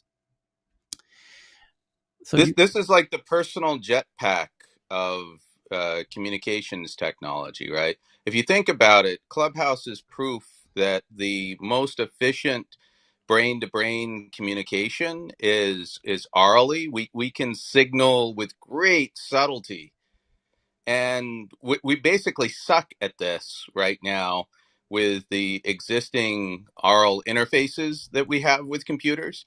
And, all we need to do is focus and refine that. But no, we're going to switch directly to brainwaves where we don't have a fucking clue what is actually going on back there at a level in which we can meaningfully implant this, right? And we're going to go straight to the, that's why I'm calling this the personal jetpack, right? It's sexy, but the fact is we're not even doing well the high bandwidth interface that we have right now that you can't even get Siri to activate with.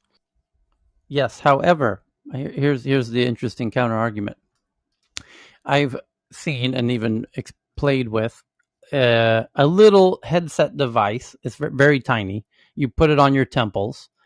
It's trivial technologically. It's just sensing minuscule movements in near your temple area. And two people put these both on together. There's a remote controlled ball, soccer ball, and a little miniature soccer field in between you. And then you kind of sit behind, it's like a game. And the soccer, I'm not saying it's not valid. It's just the most expensive way possible of accomplishing the interface. Maybe but in this case, if you wore earbuds that can detect minuscule movements, and then you train little operations like unlocking your iPhone or turning on the flashlight, or what are things that you would want your phone to do that you don't even want to verbally tell it to do. Hit the mic on Clubhouse. Yeah, mute my mic. You just think mute my mic and it mutes your mic. Yeah. So the point is you could, and this person claims that they've done this, where they've made earbuds that you wear all the time that can sense and that you can train. And they talk about it in the article, where in the same way that you train Siri with your voice or Alexa with your voice, you would train these little piece of hardware where you'd say, okay, when I think this, execute this command as a replacement for an audio command. And she says it works. And it probably does work. Like I said, I was able to move a soccer ball with my head with incredibly little training. It took me about 30 seconds. Oh, yeah. Things have proven to work in terms of, can you implant these devices, say, into animals and get them to do things? Can you, right? We've got lots of experience with it. My point is not to say that technology isn't real. My point is to say, these make great headlines, but they're unlikely to be implemented in usable ways anytime soon in terms of consumer electronics. Yeah, they need good use cases, and that's what Apple's notoriously good at. That's why I was trying to figure out what would be the best use case of thinking a command to your phone, for example. Well, I like your mute case. Yeah, I'm just trying to think. You need really strong use cases, and then people would adopt it. And I mean, the mute thing is the biggest weakness in the entire AirPod franchise. I mean, like you have your fancy AirPods that you can't even tap to mute, right? You have your expensive over the ear ones that you still need to go grab a phone to mute. Like and like they could have solved that really easily. And that's just what Andy's saying, right? And Well, like if it could sense, when you're listening to music and someone comes up and tries to talk to you, that feeling that you have. Like an auto pause when your attention is turned elsewhere. Correct. If it could sense that your attention has shifted from the music to the lips of, to your eyes, because it can, there's a strong shift of focus. If it could sense that shift of focus, it might mute the music for you so that you could hear the person. That would be pretty cool. That would be an amazing demo at an Apple keynote. Like, here in the new Apple AirPod Max, here's what you do now. People would be like, holy shit, I got to get those. Because it only takes one or two compelling demonstrations of viable use cases that could translate into lots of orders as an upgrade to next year's devices. So if they have if they add one or two use cases each year, you'll continue to buy the upgrade hardware each year. I have a question. It's just related to that, but may not be exactly what it is. I use the Apple Power Beat all the time, and sometimes even the Bose one. And it hurts my ears. So I'm just asking everybody if it has a long-term effect if you wear these things long time, because I'm noticing like I have been using it too much, and I'm feeling It depends on the pain size in of my. the ear canal, right? And I have teeny tiny ear canals that I basically can't really use much of anything, even with these customized things that I can use to insert. And for many other people, it's not an issue at all. Yeah. Yeah, but I also wonder, it's not only like the ear canals, and sometimes I feel it on my ear knobs and stuff like that, but I just wonder medically, even inside your, head hearing, if it has any kind of long-term effect if you use it for too much. I just if it's too wonder that. loud. Yeah, if it's too loud, maybe. Tyler? Yeah. Can I defer the subject back to Visa really quick? Before you do, the next headline from the BBC, sensors and AI. This is the headline, BBC headline.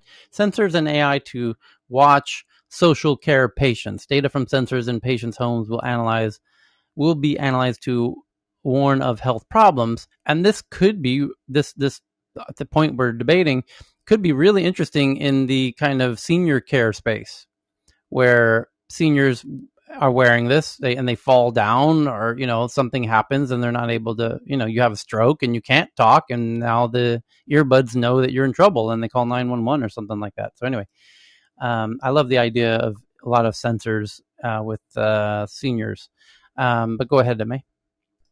Well, this is an interesting one, but it's a little bit of that rabbit hole research that I always tend to love. So Visa, I've done some research from a couple of days, and Visa's kind of made some interesting choice on who is the token that they are leaning towards, and it's not going to be Ethereum.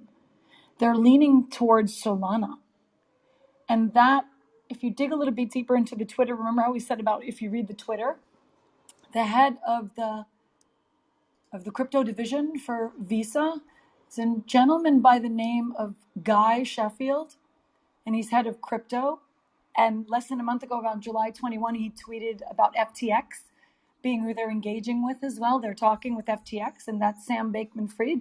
And he's been super, super bullish on not Ethereum, but Serum, which is a Solana blockchain product, which is more efficient. It's not more efficient, but it's more reasonable in terms of fees, and it's a layer 2 solution. So it's very interesting to see the workings, and that came out. He discussed that in May of 2021. So it's very interesting to see that they've purchased this CryptoPunk for NFTs, but they have actually been in talks quite a lot already about what they're doing, navigating the space on the back channels or on the Twitter sphere, which is, I clearly have been in the space for a long time, and most of what you really want to know about Twitter is not going to come from it's not going to come from the main rags. It's going to come from inside the depth of the deep conversations that are being had by these executives and BlackRock and all these venture capital firms that have been navigating this experience through Twitter.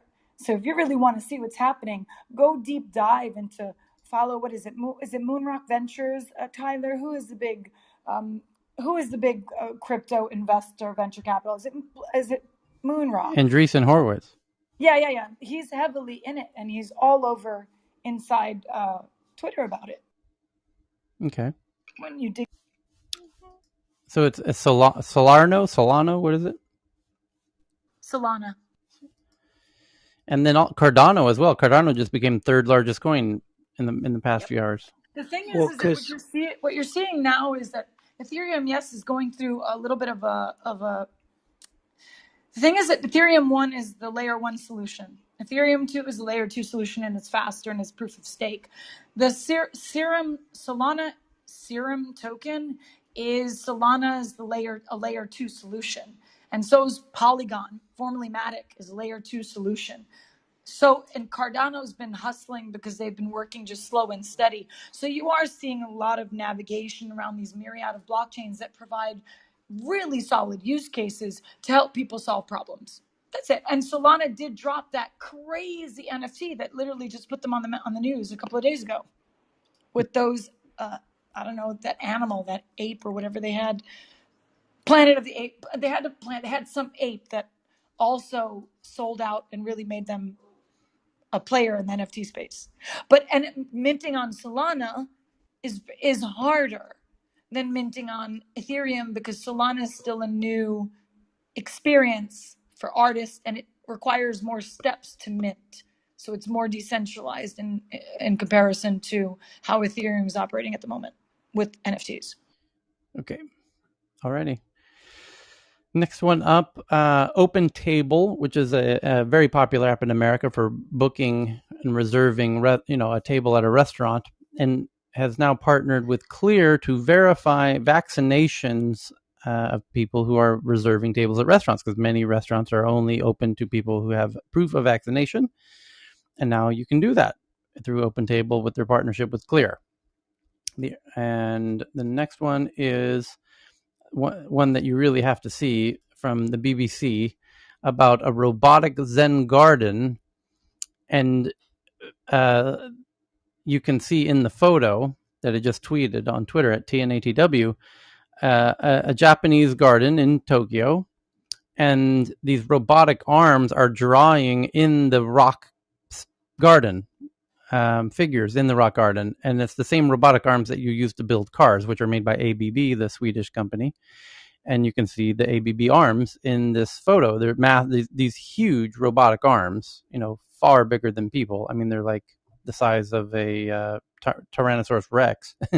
And they're now drawing in the sand, just like people used to do with an Etch-a-Sketch, basically. And they can draw really amazing patterns in the sand, in the middle of the sand. And then people wonder, how the hell did you draw that in the middle of the rock garden without leaving any trails in or out? So now you can see how they do it. Pretty clever.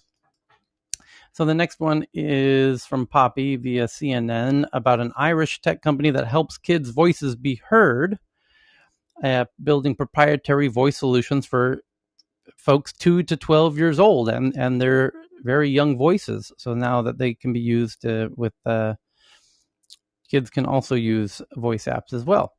The next one is an interesting one about GoPuff, which is back in the news yet again. And they've been coming up in the news quite a bit lately. They are an app where you can order all kinds of stuff and they will deliver it to you very quickly. The $15 billion startup promises 30-minute deliveries. And now it's facing a worker backlash, is the headline from CNN. And you might be wondering, if you join us every day, I bet I know what you're thinking. You're thinking, didn't we just read about a similar headline about a similar company called Gorillas out of Berlin, who was growing faster than nearly any app in history, and they are also facing a worker backlash? Yes, we did read a nearly identical headline about a week ago about a similar 30-minute delivery company based out of Berlin, covering Europe, called Gorillas, also growing to be worth billions of dollars. They also, about by the end of the year, they should be worth about $20 billion. also doing 30-minute deliveries, also having a worker backlash. What the fuck's going on that the both GoPuff in America and Gorillas in Europe, both doing 30-minute deliveries, both becoming two of the fastest growing companies in history, reaching more than $10 billion of growth in a year, and both having worker backlashes. So let's read this story from CNN. It says GoPuff, a startup that originally launched to offer hookah deliveries for college students and later food deliveries to help satisfy munchies, is rapidly establishing itself as the future of on-demand industry. The Philadelphia-based company has announced raising billions of dollars from investors to grow its on-demand delivery business this year alone amid a pandemic-driven boom for online shopping, but it's also raising a familiar set of labor concerns in the process. In an industry that prides itself on speed, GoPuff is one of several startups whose promise is being as close to instantaneous as possible. Better known services like DoorDash, Instacart, and Uber Eats leverage fleets of drivers who pick up and deliver items from retailers and restaurants. GoPuff, on the other hand, has a more than 450 micro-fulfillment centers in college towns and some major cities, stocked with everything from food to over-the-counter medicine in order to better control the inventory and deliver products to customers within 30 minutes. That's the genius, by the way. They aren't going into a third-party store and picking the shit out. They've got their own little robotic 7-Eleven, and they just, the second you order the shit, the robot goes into action, and within a minute, your order's ready. That's why they can do. And they just eat it on the unpopular items, meaning the margin, right? Like right. That's kind of like what the grocers or grocery store apps are doing.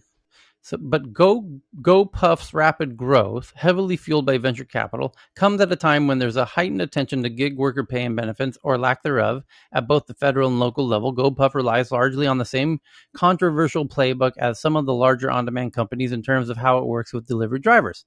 And in its push to fulfill deliveries in minutes instead of hours, GoPuff's model may only exacerbate existing gig economy labor concerns. Recently, some GoPuff delivery workers have taken issue with how they're treated as independent contractors for the company, a classification that helps on-demand companies to cut costs by not obligating them to provide benefits like minimum wage, overtime, and unemployment insurance.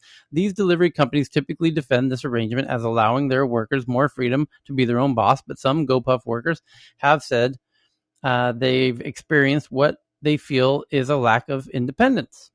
Well, it's up to you. You can't stop. You're an independent contractor. It's up to you if you want to work for them or not. No one's forcing you to work for them. And you're claiming you have a lack of independence? You can stop anytime you want.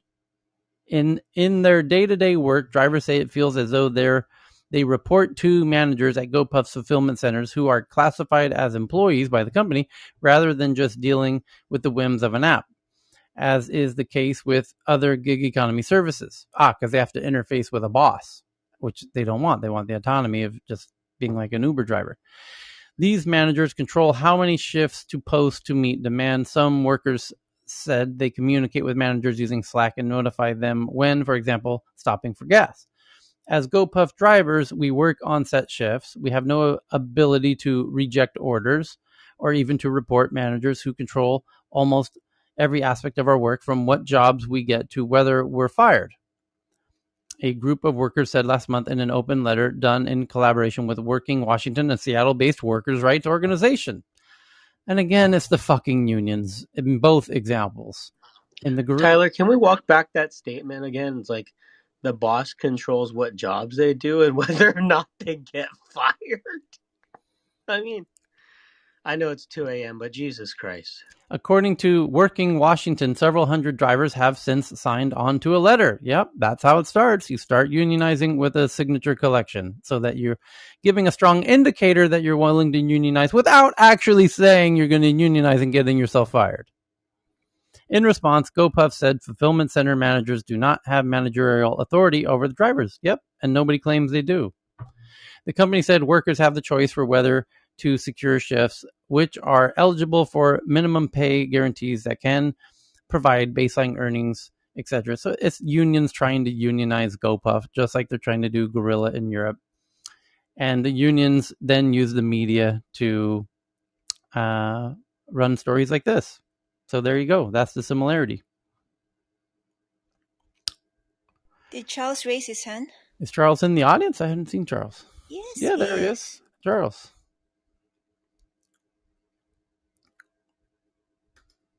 Morning. Welcome back, Charles. Better late. I think they're going to win on the labor fight. By the way, who's they? The they is the unions here. I think they're going to win this one. There's too much direction of how they do the job, yes, which makes them employees. That's the problem. Right. So, but that can be resolved. I mean, the GoPuff would then need to kind of make a more Uber-like experience for their delivery drivers, essentially. Right, but remember, Uber more or less lost in California. Those people are effectively employees, right? So, and in California, I think was one of their biggest markets in the States. So I think the days in which gig workers can kind of get away with this sort of thing, I think they're, basically people are, how to put this, the labor unions are increasingly racking up victories by basically taking advantage of the media, the technology. It's really hard to change your entire technology on the fly as you're building a business model, especially after you've raised a few rounds. So I think that this is not going to go the way of sort of more free labor flows as we might otherwise think, and certainly in the industrialized countries. I think the main complaint in here is in part the interfacing with these managers who dictate their shifts and schedules. That part I would not be so difficult to remove the need to interface with the human and just say, here's an opportunity to take this shift. Who wants it? First come, first serve. It's similar to an Uber ride, essentially. So it's I think they would get all of the shifts filled in that way. Of course, they would need to test that out, but technically that wouldn't be such a tremendous lift. Because I can totally understand their point of I'm working this way because I like the autonomy. I don't like having a boss. I don't mind having an app ask me if I want to work, like an Uber ride opportunity. And I don't mind the opportunity if GoPuff app says, "Hey, do you want to take this shift or not?" You know, whoever first come first serve. It's like whoever clicks the button first, just like Uber rides. I imagine that's how they need to delegate out the shifts, not having a manager say, "Hey, Tommy, you're on shift 5." Well, that's the issue. What are the power dynamics, right? Yeah. And if the power dynamics are way lopsided, right, then you can't have your cake and eat it too with respect to the way that the employee or contractor relationship is set up. Yeah, I mean the problem in general is so much of our labor laws just need a total update. And when you have a lot of these, like you have Walmart, for instance, where they have employees that are also like registering for government benefits. I mean, are they really employees, or are they like dumping them onto the welfare rolls? I mean, there's a lot of like interesting, weird questions of how technology is changing how labor markets work. And I think this idea of like you're either an employee or a contractor, it's just very untenable in the modern age. You sort of have to figure out some kind of new arrangement with these things. So when was the last decision in California? The Prop 22, when this came out?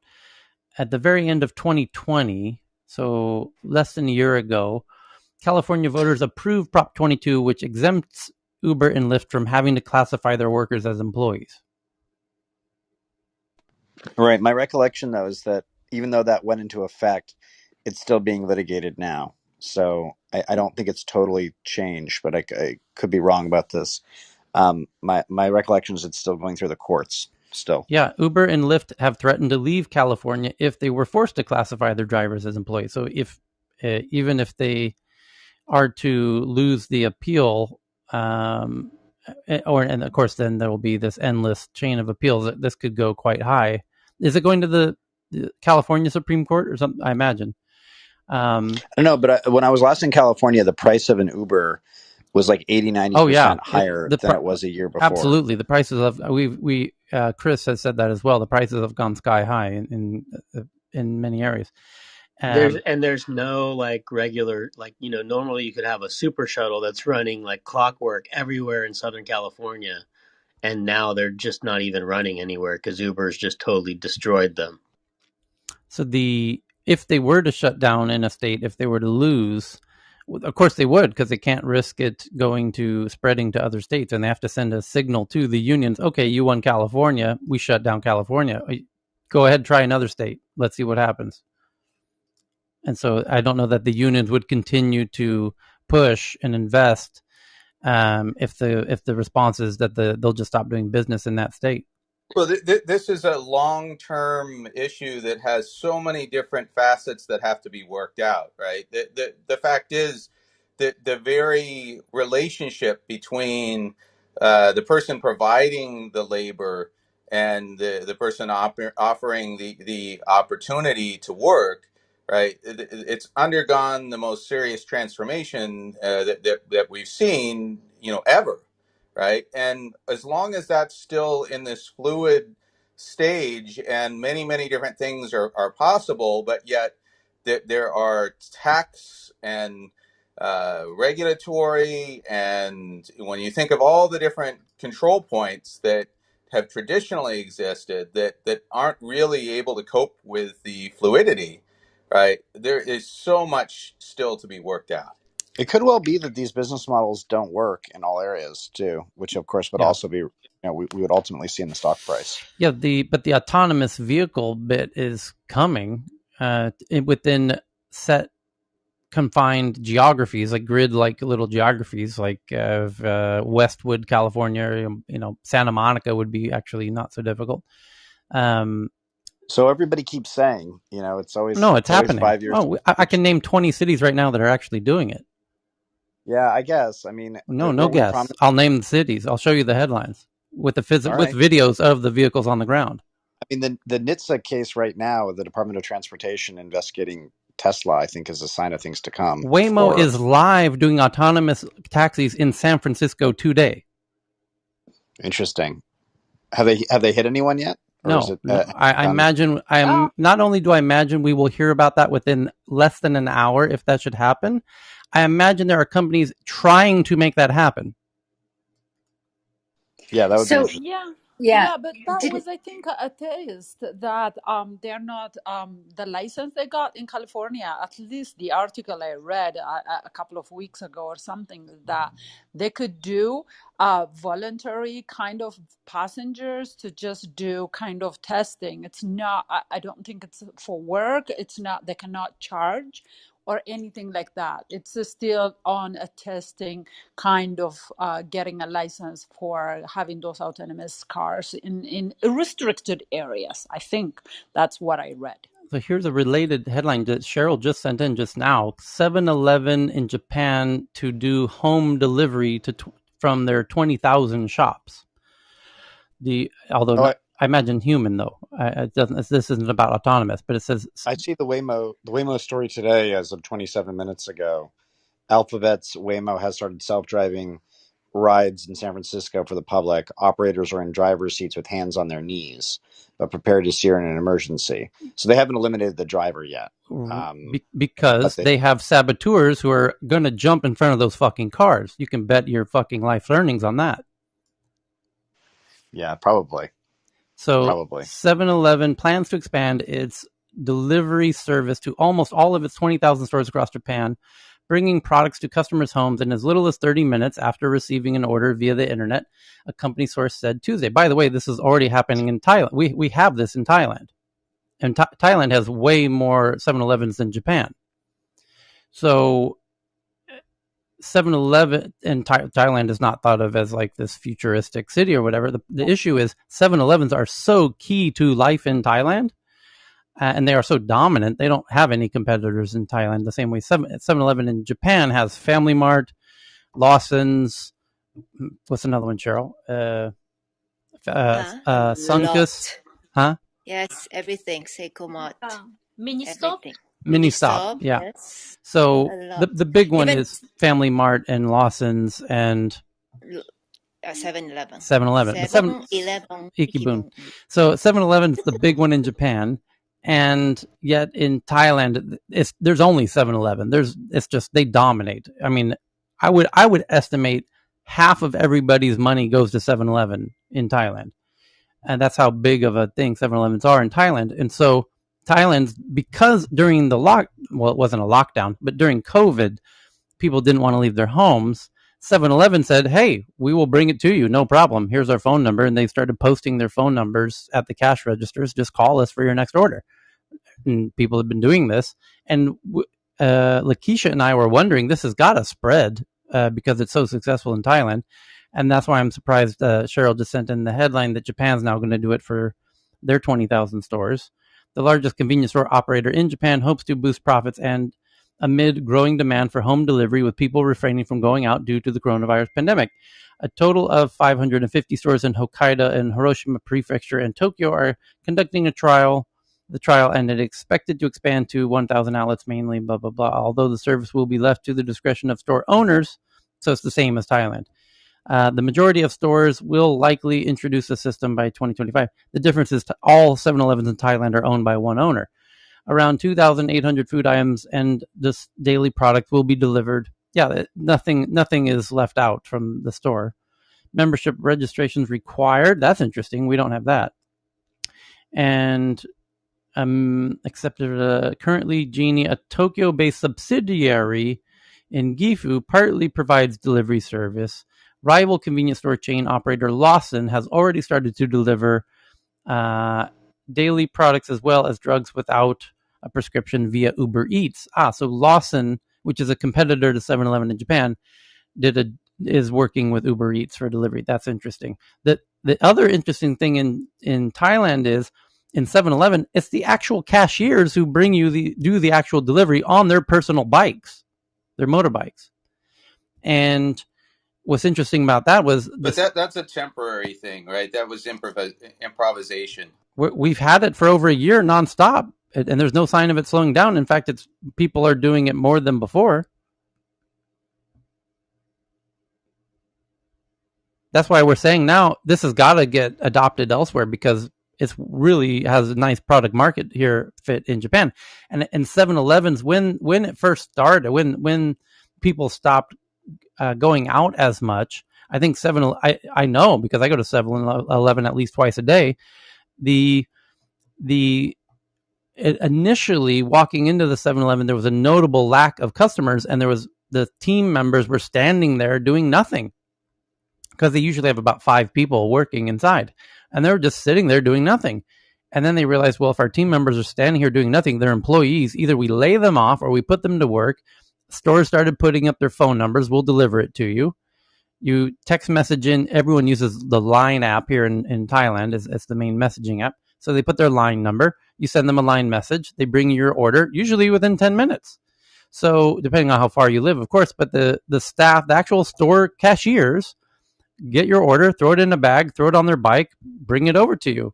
Because everyone is within 5 minutes of a 7-Eleven in Thailand. So it's been wildly successful. And that's why I'm saying it put all the employees to work. I think it even has increased the amount of orders from 7-Eleven. I think 7-Eleven's seen an increase in business because most of the other stores lost business because they weren't doing delivery. And I think that's why Japan's now going over to delivery. Cheryl, have you seen this delivery in Tokyo or Tomoko? You know what? I have a 7-Eleven just downstairs within 1 minute. Yeah, everyone does in Japan, though. Yeah, I know. So I have no need for delivery. Maybe Tomoko, you have any comments?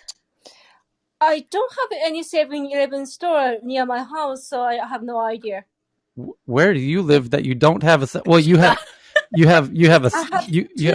I have 3 Family Mart. Okay. Okay. Yeah, that's impossible to not have a konbini near your house in Japan, by the way. So they prefer family chicken. Yeah. Yes, very much. By the way, yes, many Japanese and myself as well prefer Family Mart when we're in Japan. So we don't have that choice in Thailand. But anyway, you're going to have delivery very soon. Very good. Yeah, I imagine. Tyler. Yep, my point is that the Family Mart, which is about equally big in Japan to 7-Eleven, yes, is if 7-Eleven is doing delivery for all 20,000 locations, Family Mart is probably going to have to do it as well. Go ahead, Cheryl. No, I just got an article from Charles U.S. government agencies plan to increase their use of facial recognition technology. We talked about this one yesterday in this room. Is that it? Yeah. Oh, yeah? Yes. Okay. He just sent me. Okay. So from Technology Review, it says, I remember this one because it was a bit paywall. U.S. government agencies plan to increase their use of facial recognition technologies, and a new survey shows the controversial systems are poised to play an even bigger role in federal business.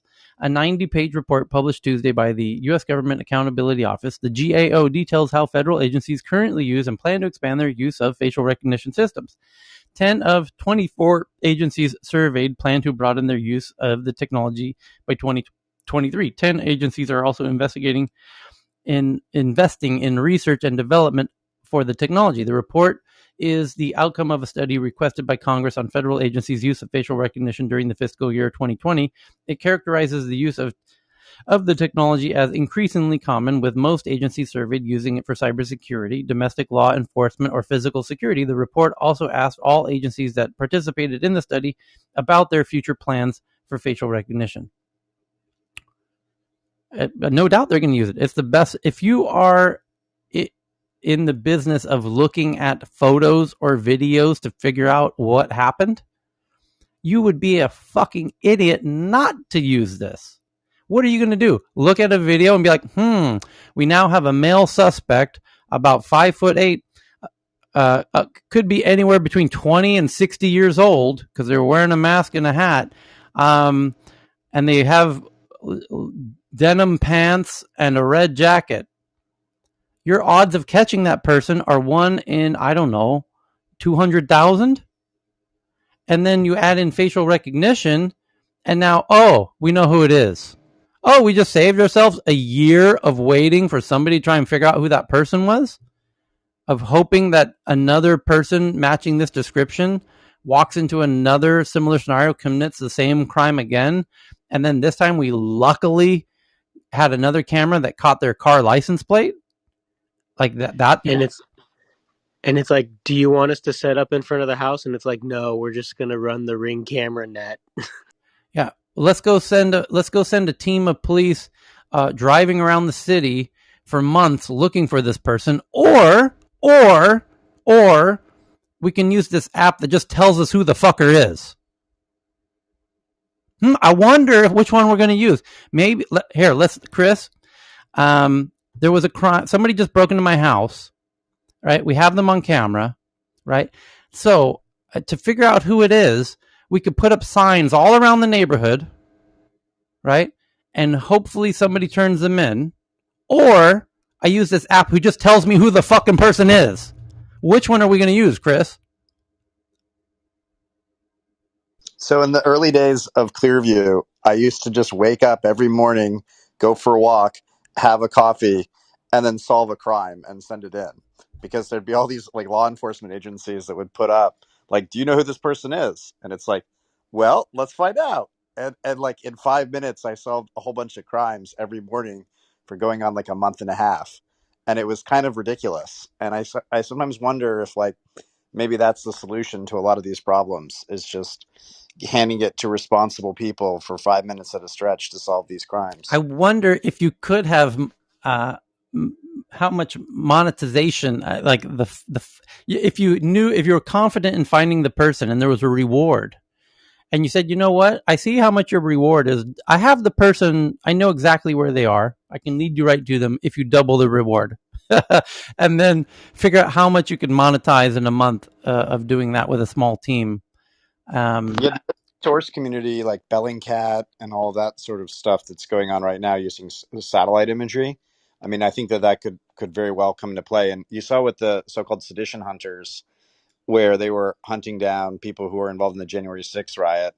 And many of them were, stay-at-home moms, like retirees, and they were buying facial recognition, publicly available ones from I think the Russians and the Polish. And so it's just kind of funny, like the way in which people, like, as some people do crossword puzzles, other people are now solving crimes using hold on. Second scenario. You've got your immigration border check, right, at any airport in America.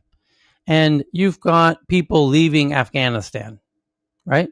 And maybe some of them are getting on flights in Tehran and laying over in Istanbul, coming to the U.S. Whatever. You have all kinds of unknown people coming into the U.S. who may or may not have legitimate passports. Most of them do, of course. Not all of them do. Let me tell you, Bangkok is the world capital of fake passports, by the way. So the and the best forger creators of fake passports for what are, by the way, there's story. These are just not small stories that have come out in the past few years. The best counterfeit passports that are undetectable even by the Israelis are Pakistani passport creators now living in Bangkok, and they're Yeah, I can confirm this, by the way. For a long time, DHS had no eyes on how to deal with these people because their passports in many cases were actually even better than the ones, like sometimes they would buy machines that DHS itself used to make the passports. So it's just kind of hilarious. Yeah, they're making legitimate counterfeit passports that are they're undetectable because they're not fake. They're they were weren't they just injecting them into the passport system right. essentially? Yeah, that's right. Yeah, the Chinese espionage stuff too. Like they have legit I mean, they have legit driver's licenses and legit passports. They're just not legit. You know what I mean? Like So it's kind of interesting. I've seen them in person and been like, holy shit! Like this is the real deal. And then There's always a human involved in the last line, right? That's the challenge. yeah, and so in the case of facial rec, though, what they'll do now is they'll run those passports, and they'll be like, "Hey, wait a second! You say you're this person, right. but we have you on social media in this country under all these other names. What the hell's going on here?" Yeah, but And that's how they stop it. Thailand added biometric identity to every person entering Thailand about 3 years ago, and for this reason, which was all of the fake passports. And but the point is, do you want to actually know who the person is coming in or not into your countries at your immigration desks? Do you want people coming in with fake passports or not? There's a technology to solve this right now. It's actually very simple. Do you want to use it or not? Yes, sir. It's kind of a binary question. And if you don't want it, why not? Well, there are some people in the undercover world that don't like this facial recognition stuff because they want to spy on behalf of their own country. So what's interesting is like some countries are using this stuff to detect spies coming in and out of their countries, and others are not. And as you might imagine, it gives a first mover advantage to the countries that are catching the spies at the border, and it gives them a lot of protection. And that's sort of what's happening with the Chinese when it comes to Americans trying to come in. So the issue, like this headline is saying U.S. agencies are going to increase this. By the way, they're all using it, and they're all going to increase it because bang for the buck. They have budgets, and they love catching bad guys. It's part of their key metrics that they judge themselves by, and why the idea that they would not use an amazing technology that make this is like the bet from their perspective as an agency who's in the police agencies, anyone trying to catch bad actors, this is their dream come true, and you can't find a better use of their money. My So favorite example of this recently is there's this guy who was running around committing all kinds of fraud in Florida, and they estimated it cost like $10 million. And 15 years ago, he sort of fled the U.S. and he ran around Europe committing all these crimes. And he recently applied to get a bank account 15 years after all of his like major crimes in the U.S. And Clearview caught him, through him applying for a bank account. So in like less than a second, he was done in Austria, whereas he, using a U.S. sort of system in the back end, but he had run around, tens of million, I think it ultimately ended up being like $16-17 million that he'd stolen. So just kind of think about like the differential there is kind of crazy. What about breathalyzers? Do we not like breathalyzers because we don't actually want to know if the person's intoxicated? And should we make those illegal? We need to rely on the police's intuition if the person's drunk or not to decide if they were drunk driving, or do we actually want them to have a tool to quantify and You see what I'm saying? It's a similar scenario. It's a tool that makes their job vastly easier. And there's other distinctions, of course, but what about the people attacking the Asian hate crimes? When you see elderly Asian folks getting knocked out in the middle of the sidewalk, do we not want to know who that person is that knocked them out? Is there a good argument for not wanting to know who those people are, and arresting those people or stopping those people from committing those crimes? So I'm sure there's good arguments for the civil liberties and privacies, and that's it's a good debate. But I think for honest living guy who has nothing to hide, the facial recognition is definitely going to be more, create a lot of convenience and security. But for those people who like to do shady business, watch out. Well, Charles, did you watch Edward Snowden's 30-minute video in the past 24 hours that he put out? Essentially, in quick summary, warning that we should not trade our civil liberties for more safety. I mean, hasn't that trade already been made? I mean, I don't know. It was made for convenience, though. That's the thing. We gave it up for convenience, and now we're being told to fight for safety. My complaint with all these privacy discussions is it sort of freezes a lot of the technology in place, and it also doesn't raise a larger question about whether or not the privacy trade is worthwhile. I mean, it's one thing if Google is like basically selling your data to advertisers. It's quite another if people are like slightly compromising your privacy so as to stop you from being raped or murdered or the victim of a crime, right? Like these are different kind of things, and lumping them all together, like a commercial purpose versus a public safety purpose. I mean, we routinely give up, all kinds of things in order for public safety. And so I think this kind of like trying to lump everything together here is kind of a misnomer and sort of like it cheapens the debate and discussion.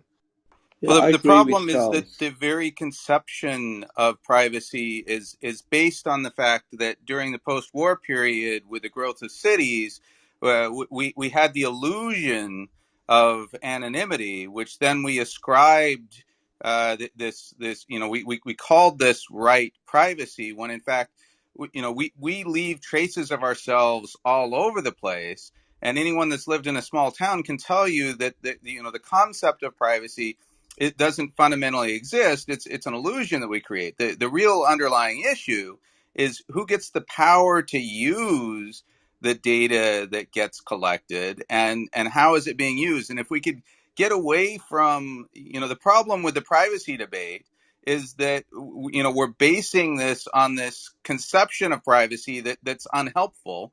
And instead of focusing on the dynamics of power and control, which is really what the issues are, we end up getting into these arguments about what is privacy, and going down this never-ending rabbit hole of how much privacy is enough privacy.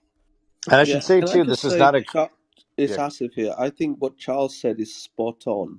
I agree that legislators should debate it. That's why I tweeted that article.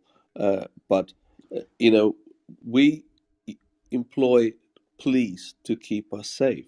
This is another means of protecting us. But as he said, it shouldn't be used commercially. So yeah, I totally agree with you on that, Charles. Yes. Okay. So next headline here is from Poppy that bankers issue a seismic warning that Bitcoin, Ethereum, Cardano, and others could replace the dollar in the next 5 to 10 years. A Forbes says a poll of mostly banking executives found that most bankers think Bitcoin and digital assets could replace fiat currencies like the US dollar within the next 5 to 10 years. The next one is, we covered the GoPuff one. Thank you. And the next one is from The Economist. It says demand for air conditioning is set to surge by 2050. Income growth, more than rising temperatures, is behind the boom. But researchers found that the use of air conditioners contributes to global warming, making life hotter for everyone else. And then Forbes has a story about the biggest YouTuber in the world is a 7-year-old. Her account is called Like Nastya, and she's now launched an NFT with Gary Vaynerchuk. Gary V. NFTs are no longer for the crypto-obsessed native users. With the recent successes of projects like NBA Top Shots, CryptoPunks, and Stoner Cats, it was only a matter of time before NFTs branched out into children's entertainment and toys for those new to crypto. NFTs, blah, blah, blah. So 7-year-old social media influencer Like Nastya has frequently been dubbed the most watched or biggest YouTuber in the world despite her young age. With an audience of more than 220 million subscribers across all social media, Nastya made the Forbes highest paid YouTubers list in 2019 and 2020. Originally from Russia, Anastasia and her family immigrated to Florida after launching their YouTube channel in 2016. Today, the channel is part of a network of 13 other additional channels and features localized versions of Nastya's videos in other languages such as Spanish, German, and Portuguese. Each day, millions of kids and families from around the world join Nastya to engage with family-friendly content and learn about songs, numbers, nature, color, shapes, animals, and the importance of eating healthy food, being a good friend, and more. To build her growing empire and further engage her fans, Nastya joined forces with toy powerhouse Jazzwares and Gary V's emerging metaverse company Vayner NFT for her own NFT. Jazzwares is previously known for action figure collaborations with the UFC, Fortnite, Pokemon, Pepe Pig, and Halo. Vayner NFT has onboarded several high-profile clients such as Budweiser and launched its flagship V-Friends project with over $50 million in revenue. The collaboration will result in the first NFT for kids and families, although some NFT enthusiasts and collectors may even see it as a potential investment. The NFT collection will be delivered as a tiered program with several types of tokens. An unlimited Nastya for All token available during launch week only. A special tier of social media engagement tokens, a token that can be redeemed for a personal customized birthday greeting from Nastya, and a super rare one-of-one token enabling a special live video call with Nastya herself, created in collaboration with Gary Vaynerchuk's Vayner NFT, officially dropped today on the Bitsky platform. There you go. It's a permission contract system. Is it a good idea to have a 7-year-old running a multi-million-dollar business? I don't think she's running it. I think she's the Is daughter. it a good idea then to have a 7-year-old be exploited by adults to build a multi-million-dollar business? Apparently, for the adults, it's a good idea. It's paying off for them. And it's horrible. It's an interesting question. I'll just let that hang in the air, whether or not that's a good idea. Look at what's happening with Britney Spears and her father, with the guardianship after he did that. And even Macaulay Culkin, I remember. So that's some issues that kid millionaires come up with. Yeah. I've known a number of child stars, and for all but one of them, it has not worked out well for them. It's had real consequences. That's an interesting point. So we will leave you with that thought, and we will meet again in 4.5 hours. And thank you to everybody for yet another fun headline-filled tech news around the world. And have a wonderful Wednesday wherever you happen to be. And see. Thank you. And 1 million